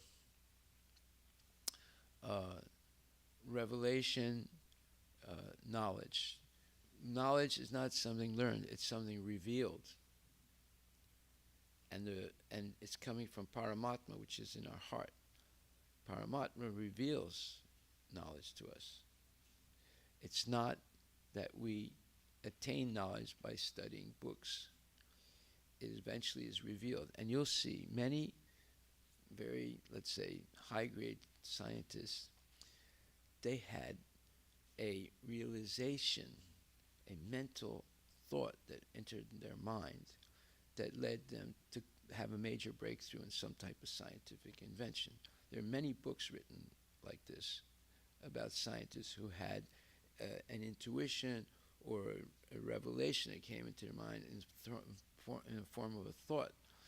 After working on a scientific problem for years, eventually something appeared in their mind and they were able to solve it, right? So that is coming from Paramatma. It is not coming from the person himself. So there are very many mysterious things in life. So but this is a dire warning in Canto 3, Chapter 5, verse number 26. at the end of the purport, there's a dire warning to all of us. And are we going to catch it? If you simply read this, and I'm sure many of you probably read it before, but it did not make such an impression, today it should make a major impression on our thoughts of the process of self-realization. So then Krishna, and former Lord Chaitanya, made everything easy. So I went over these 7 easy steps to be Krishna conscious that Lord Chaitanya established. And this is different than what's explained in the Vedas.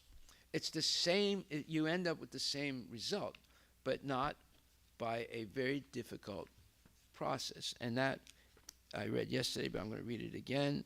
That's the 8th chapter, last verse, 29, is it? 28, yeah. I'm going to just read it again, just that one part.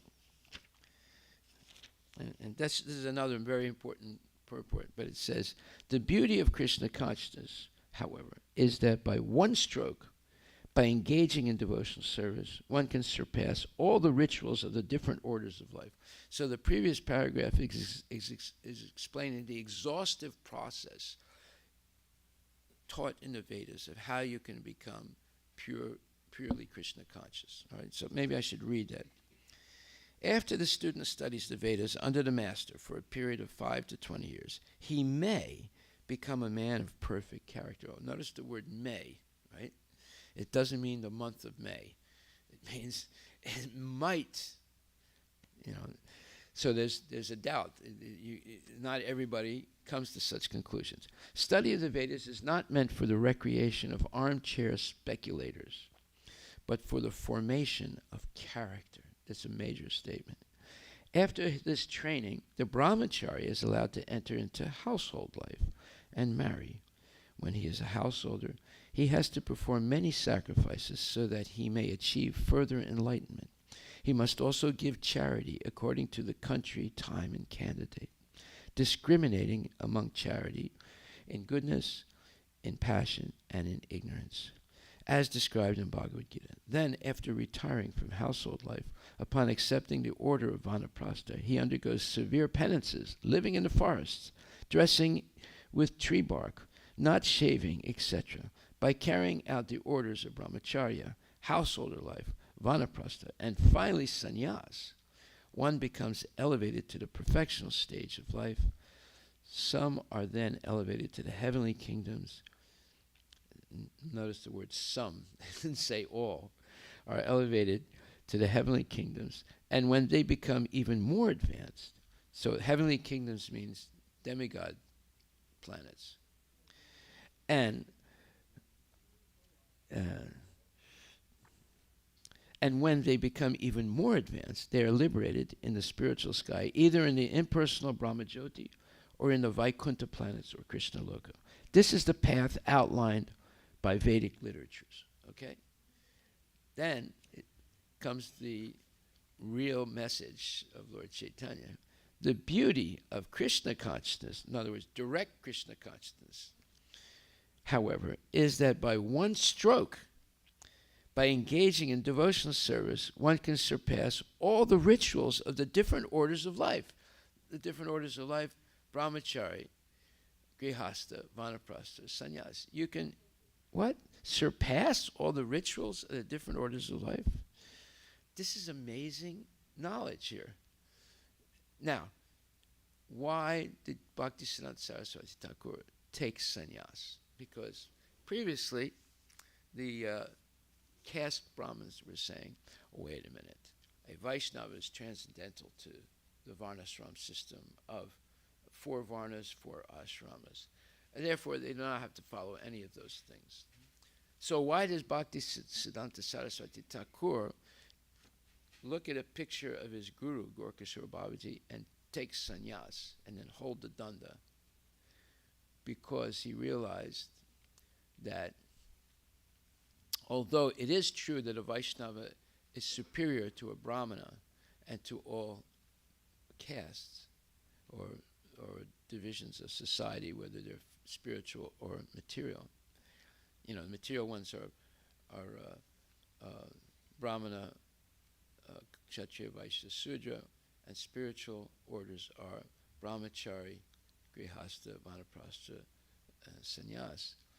Yeah, Vaishnava is transcendental to all those designations, but because of Kali Yuga and because of very low class things that people have done, and the fact that hardly anyone was born from the Garbhodhan samskar, or hardly anyone who was born, the parents performed the Garbhodhan samskar for the realization of that child. Therefore, people are coming from very low backgrounds. Therefore, they need to also follow the ashramas and the varnas to protect themselves from themselves and to protect public from them. So what does it mean, protect themselves from themselves? Well, we're carrying a heavy baggage of many previous lifetimes of doing nonsense, and even doing nonsense in this lifetime before we became Krishna conscious.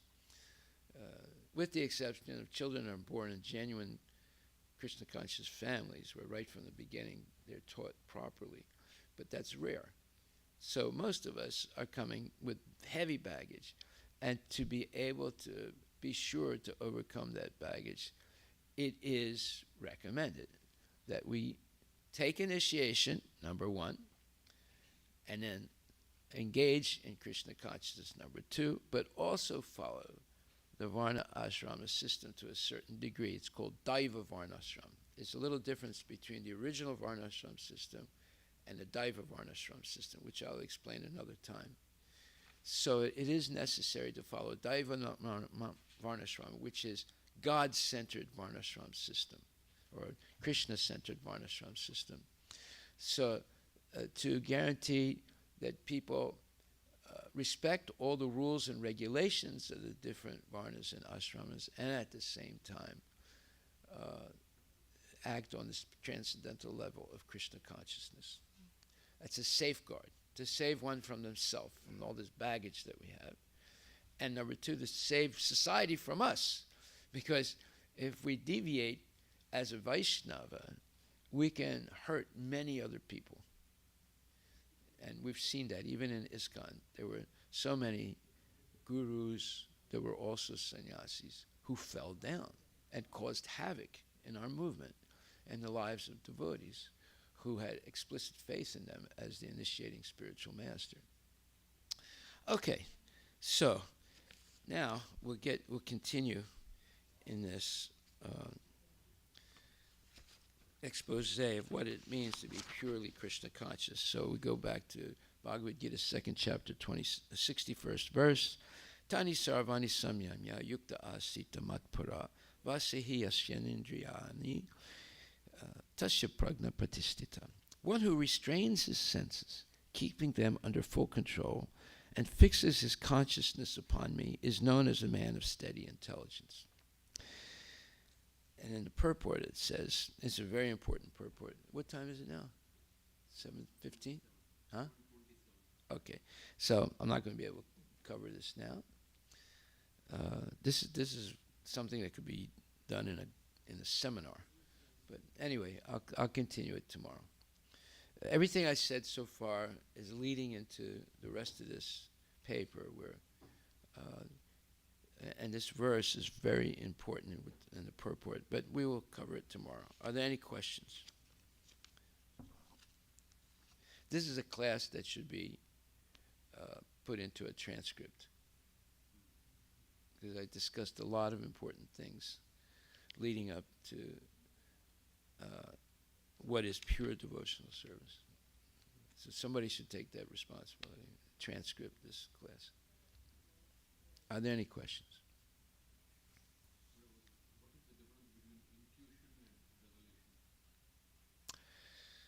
For animals, it's the same thing.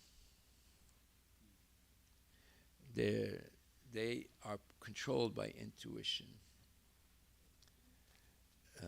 For human beings, you could say it's the same thing for human beings, but the difference is we are not controlled by intuition.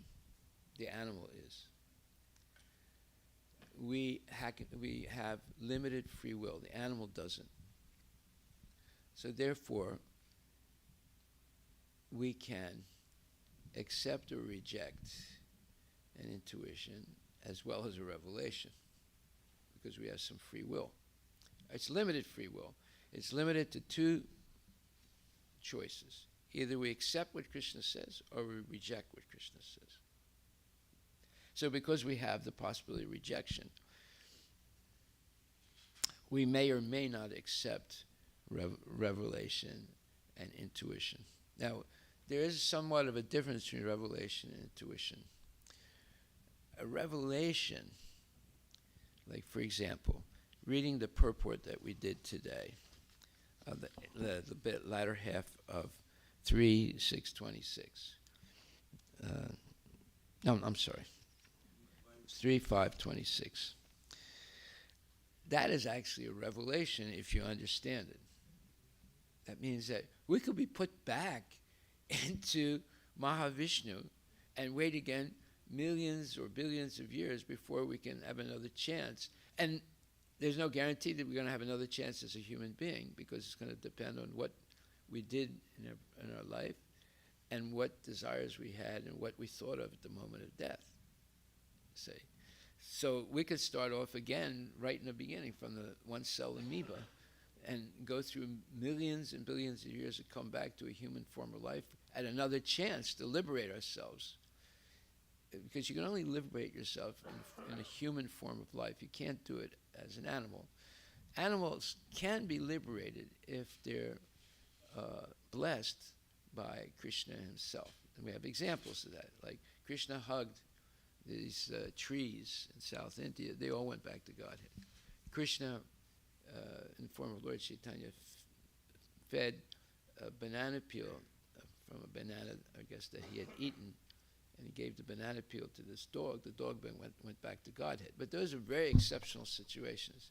You cannot get back to Godhead in any other form except in the human form, because human form has the equipment for real self-realization, highly developed senses and mind and intelligence. And we can use the body, which is made up of those senses and mind and intelligence, either for sense gratification or for self-realization. Those are decisions that we have to make. If you use it for sense gratification, you waste it, and you'll get a lower body in the next life because you wasted the potential you had as a human being. Okay, so we have the ability in the human body to reject intuition and revelation. Although this end part of the 3:526 is a revelation, right? It's a heavy, heavy statement, right? It's revelatory. But we can read it, in a nonchalant way and ignore it, or we can read it seriously and say, I reject this. Or we can read it seriously and take it seriously and follow it, right? So we have that freedom of choice where the animal doesn't. Okay. Hare Krishna. That was a good question. Any other questions?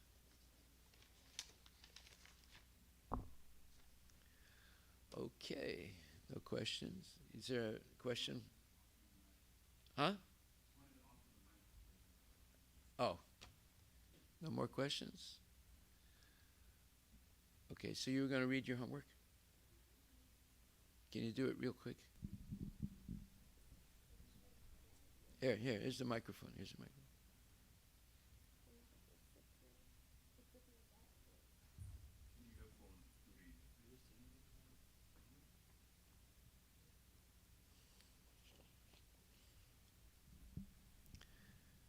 So Samarth also did his homework, right? But he's not here. Huh? You should bring him. Saturday and Sunday, specifically for kids.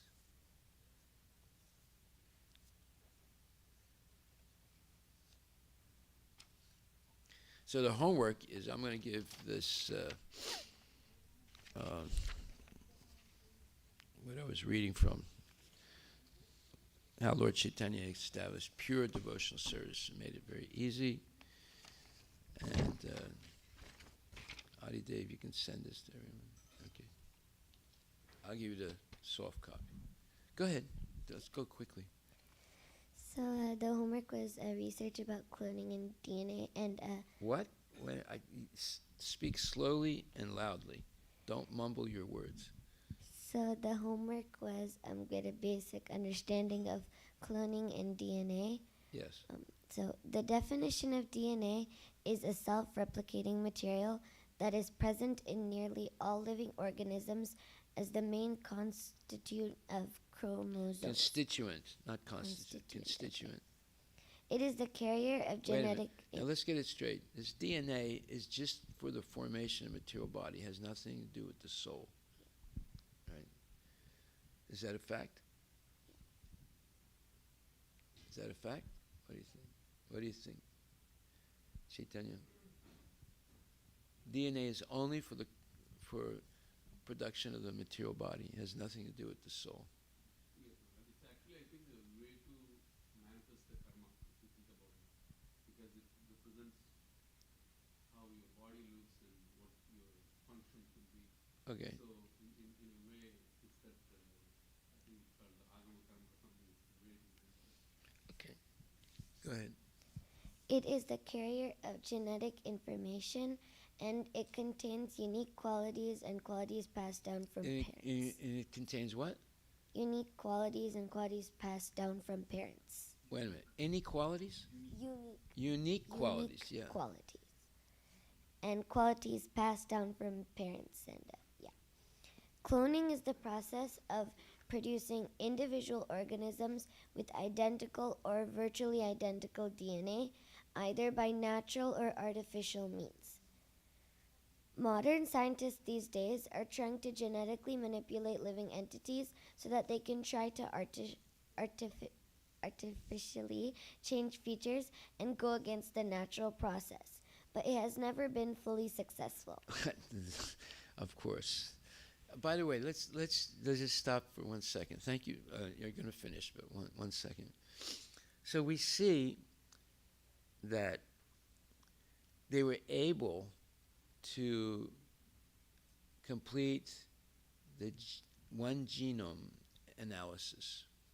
It's taken a long time, and just only recently they were able to identify the 3.16 billion bases of one genome, and there's 2 genomes in every cell of the body, and there's trillions of cells in the body. You see, why were they able to do that? Because the genomes, or the bases in the genomes are microscopic, because they were able to see them. But they've never seen the soul. You see, so that means that the DNA is something material, it is not spiritual. That's something we should realize. Right?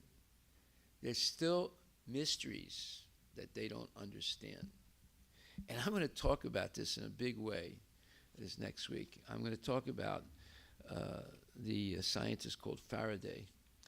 He discovered electromagnetism, which is a mystery. But it was a mystery that he was able to detect by very careful observation, because it was something that everybody else missed before him. Because it was something invisible, but he could detect it by the effect it had. Okay, so I'm not going to say anything more about it now. So go ahead.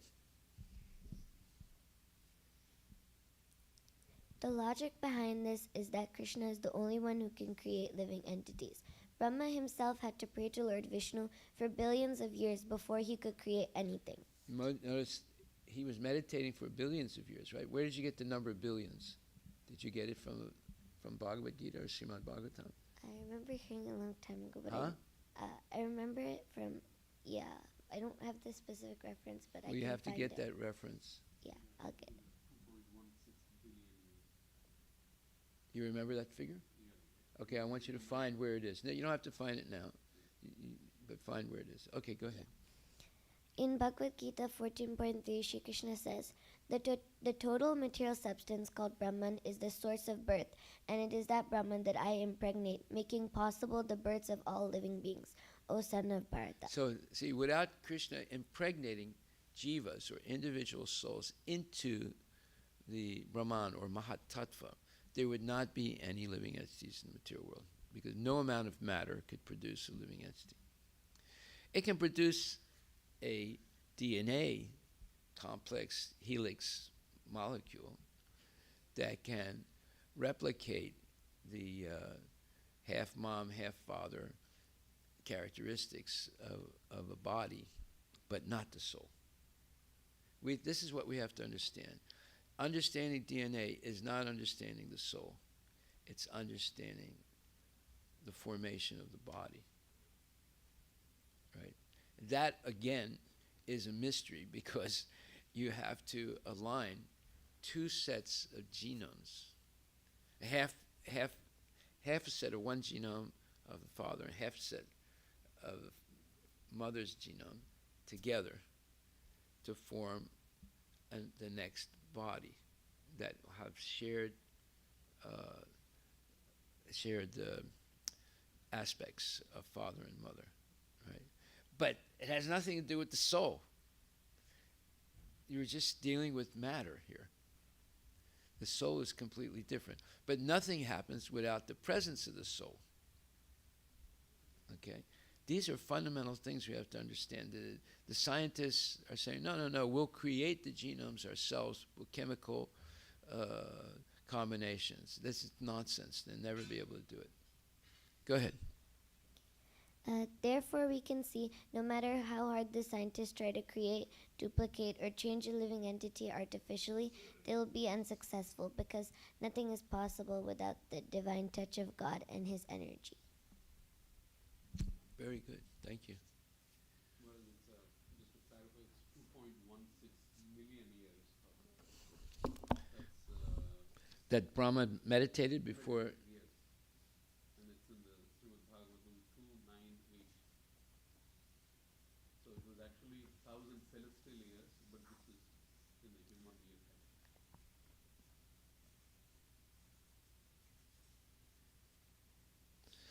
All right.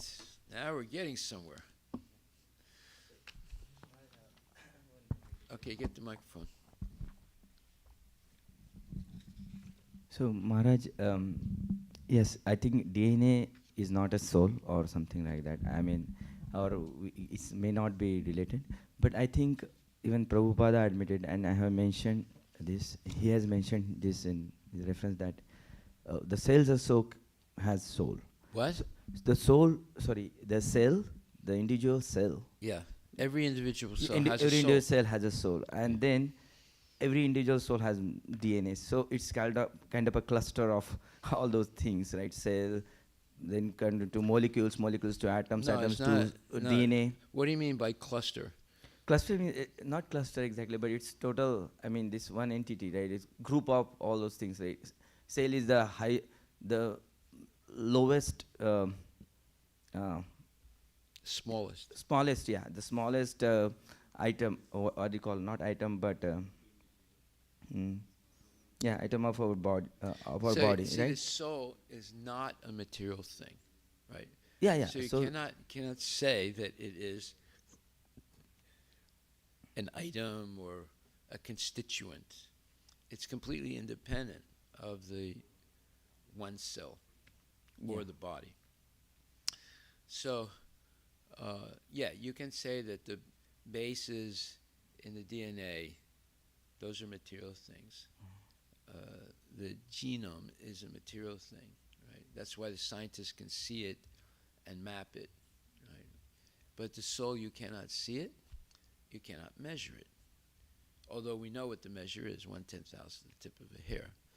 So it's something that is mysterious. Just like electromagnetism was something mysterious, but Faraday, through very, very careful observation, understood that there's something mystical going on here. Because he could see that there was some type of a force that was being generated that that nobody had identified before. Say. So it is possible to understand mysterious things by their effects, not necessarily by actually seeing them. Although he was able to see something, a little something, because by the effects of the electrical energy that was being produced. So we see that you're never going to be able to see the soul, but you can only understand it by the effects. And the first and foremost effect is consciousness. Okay? But the soul does not connect, does not combine, does not amalgamate with matter. It's completely independent. It's only that matter covers it, but it does not connect with it. So that's what we have to understand. There's no combination. There's simply, it gets covered by matter, that's all. It's just like your gold ring that falls in a toilet. It doesn't connect with what's in the toilet, right? So you can stick your hand in the toilet and pull it out, right? And then continue wearing it. And plus it's gold, it's not contaminated, right? So soul is something like that. It's something completely different than matter. It can never combine with matter. It is never influenced by matter, right? But the false ego can be influenced by matter.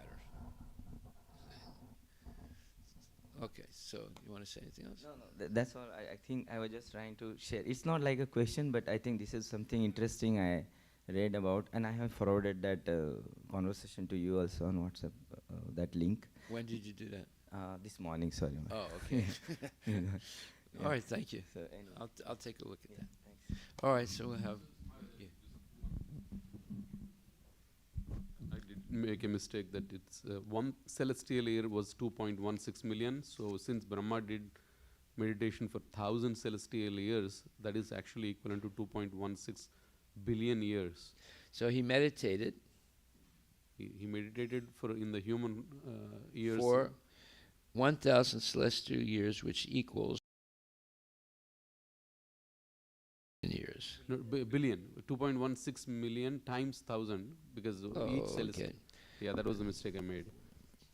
So it actually comes to 2.16 billion human years. Wow, if you want to be Brahma, you have to meditate. Long time.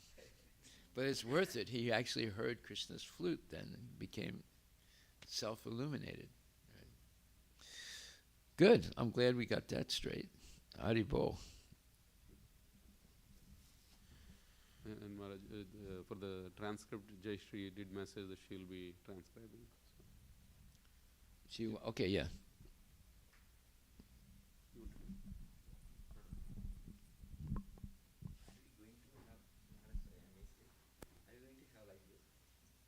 What?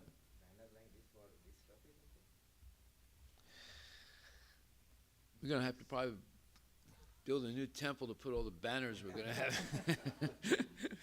Anyway, the next banner is the material conception of life.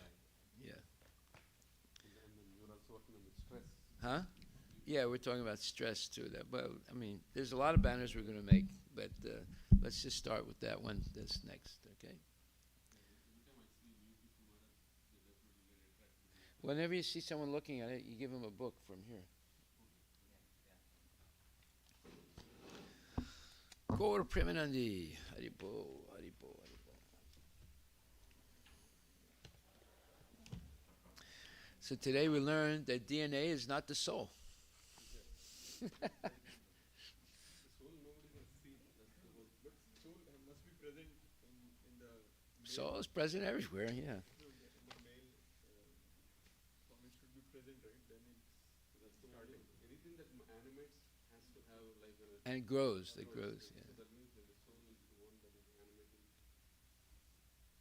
infant. And Prabhupada gave a nice analogy, Maharaj, in that that in house, a human is a householder, is a minor person, is living, but at the same time there are so many organisms like ants or something living. Bugs. Doesn't mean in body is only one controlling soul. Others are just the other living entities are living in your body. So it's just like that kind of analogy. No, but the predominant soul in the body does control, what you eat, Yeah. when you go to sleep. Yeah. So there's a lot of the major decisions are made by the dominant soul. Yeah, so dominant soul which lives in our cell. Yeah. Sorry. And if you eat too much junk, then some of the cells revolt, and they become cancer cells, and they start killing Exactly. the Yeah. body. Yeah. So you have to be careful. You have to manage several trillion people. You got a big country in your body. You're the king. That's a dangerous position.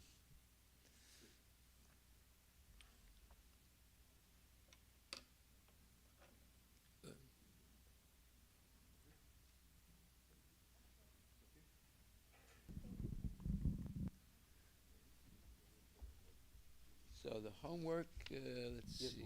homework also we need. Yeah, I'll give you the soft copy. Go ahead, you start the.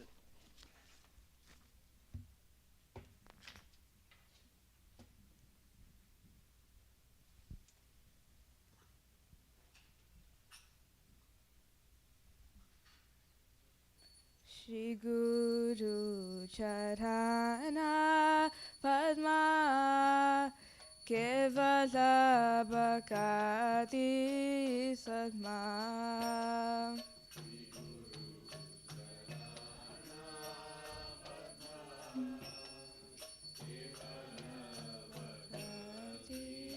Sadma Shri Guru Charana Padma Kevala Bhakati Sadma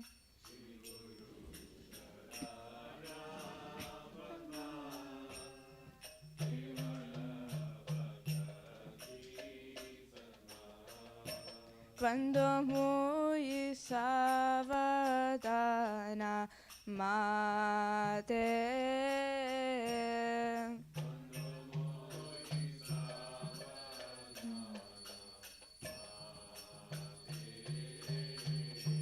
Vando muy savadana mate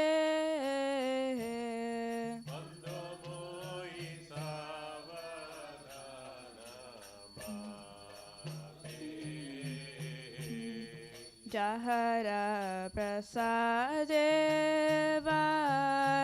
ye bhava toriya jai Jahara prasadevai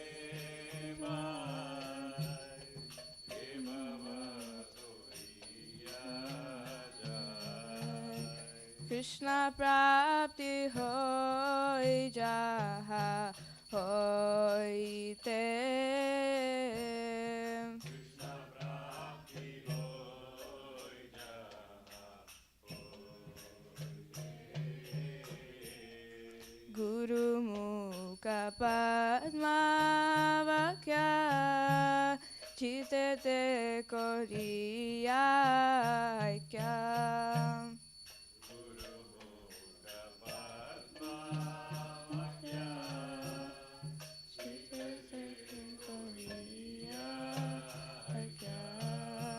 Arana kori ho mane asha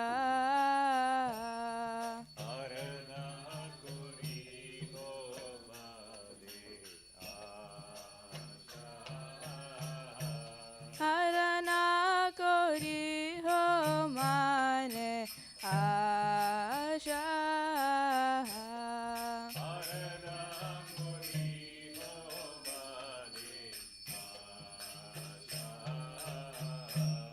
Shri Guru Charane Rati Ese Uttama Gati Shri Guru Charane Rati Ese Uttama Gati Ye Prasade Pure Sarva Asha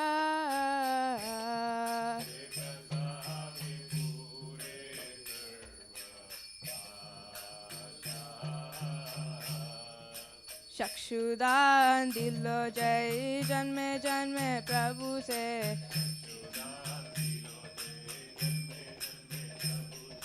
चक्षुदान दिलो जय जन्मे जन्मे प्रभु से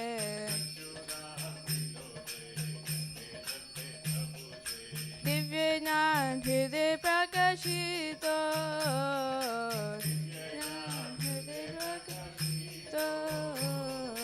दिव्य ज्ञान हृदय प्रकाशित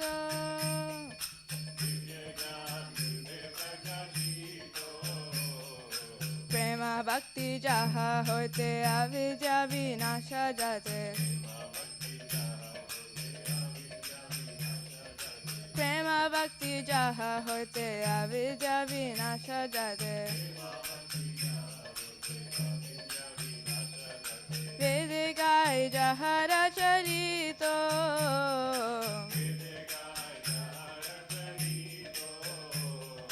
श्री गुरु करुणा सिंधु आदम जनार बंधु श्री गुरु करुणा सिंधु आदम जनार बंधु लोकेना लोकेरा जीवाना लोकेरा जीवाना लोकेना लोकेरा जीवाना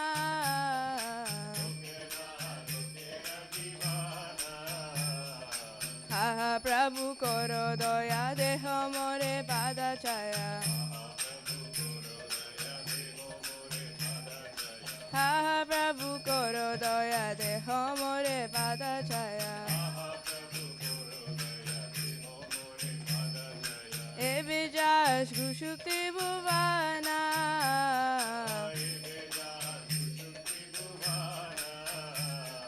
प्रभु पाद पतित पवाना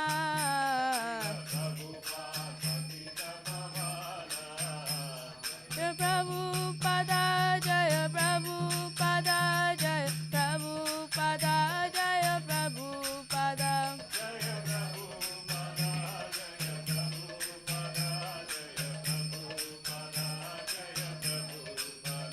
जय गुरुदेवा जय गुरुदेवा जय गुरुदेवा जय गुरुदेवा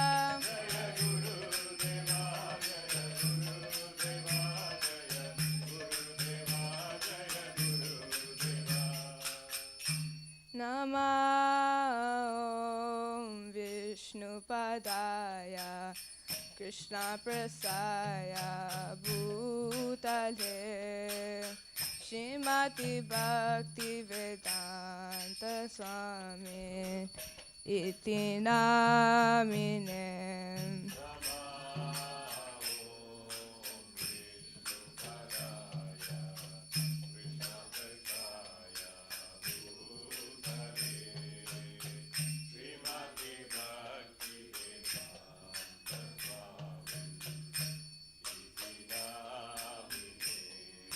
नमस्ते सरस्वती देवे गौरवाणी प्रचारिणे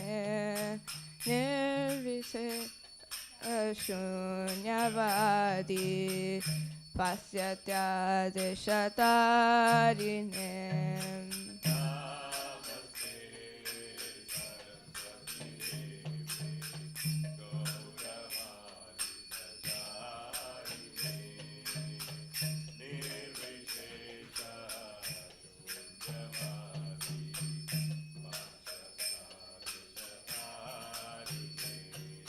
Shri Krishna Chaitanya Prabhu Nityananda Shri Advaita Gadadhar Shivasa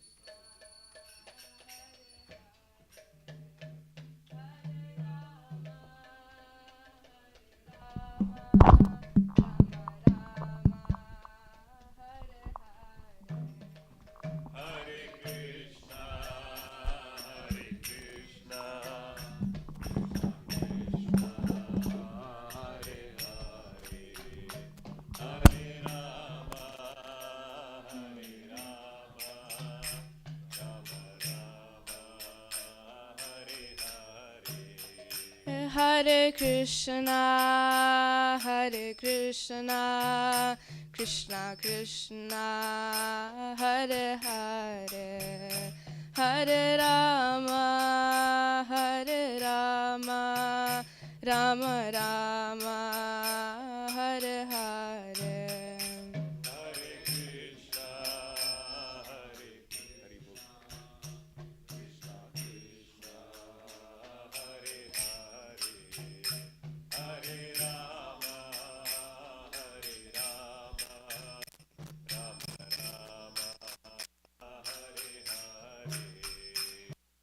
Gaura Hari Bo, Hari Bo, Hari Bo, Nitai Gaura Hari Bo.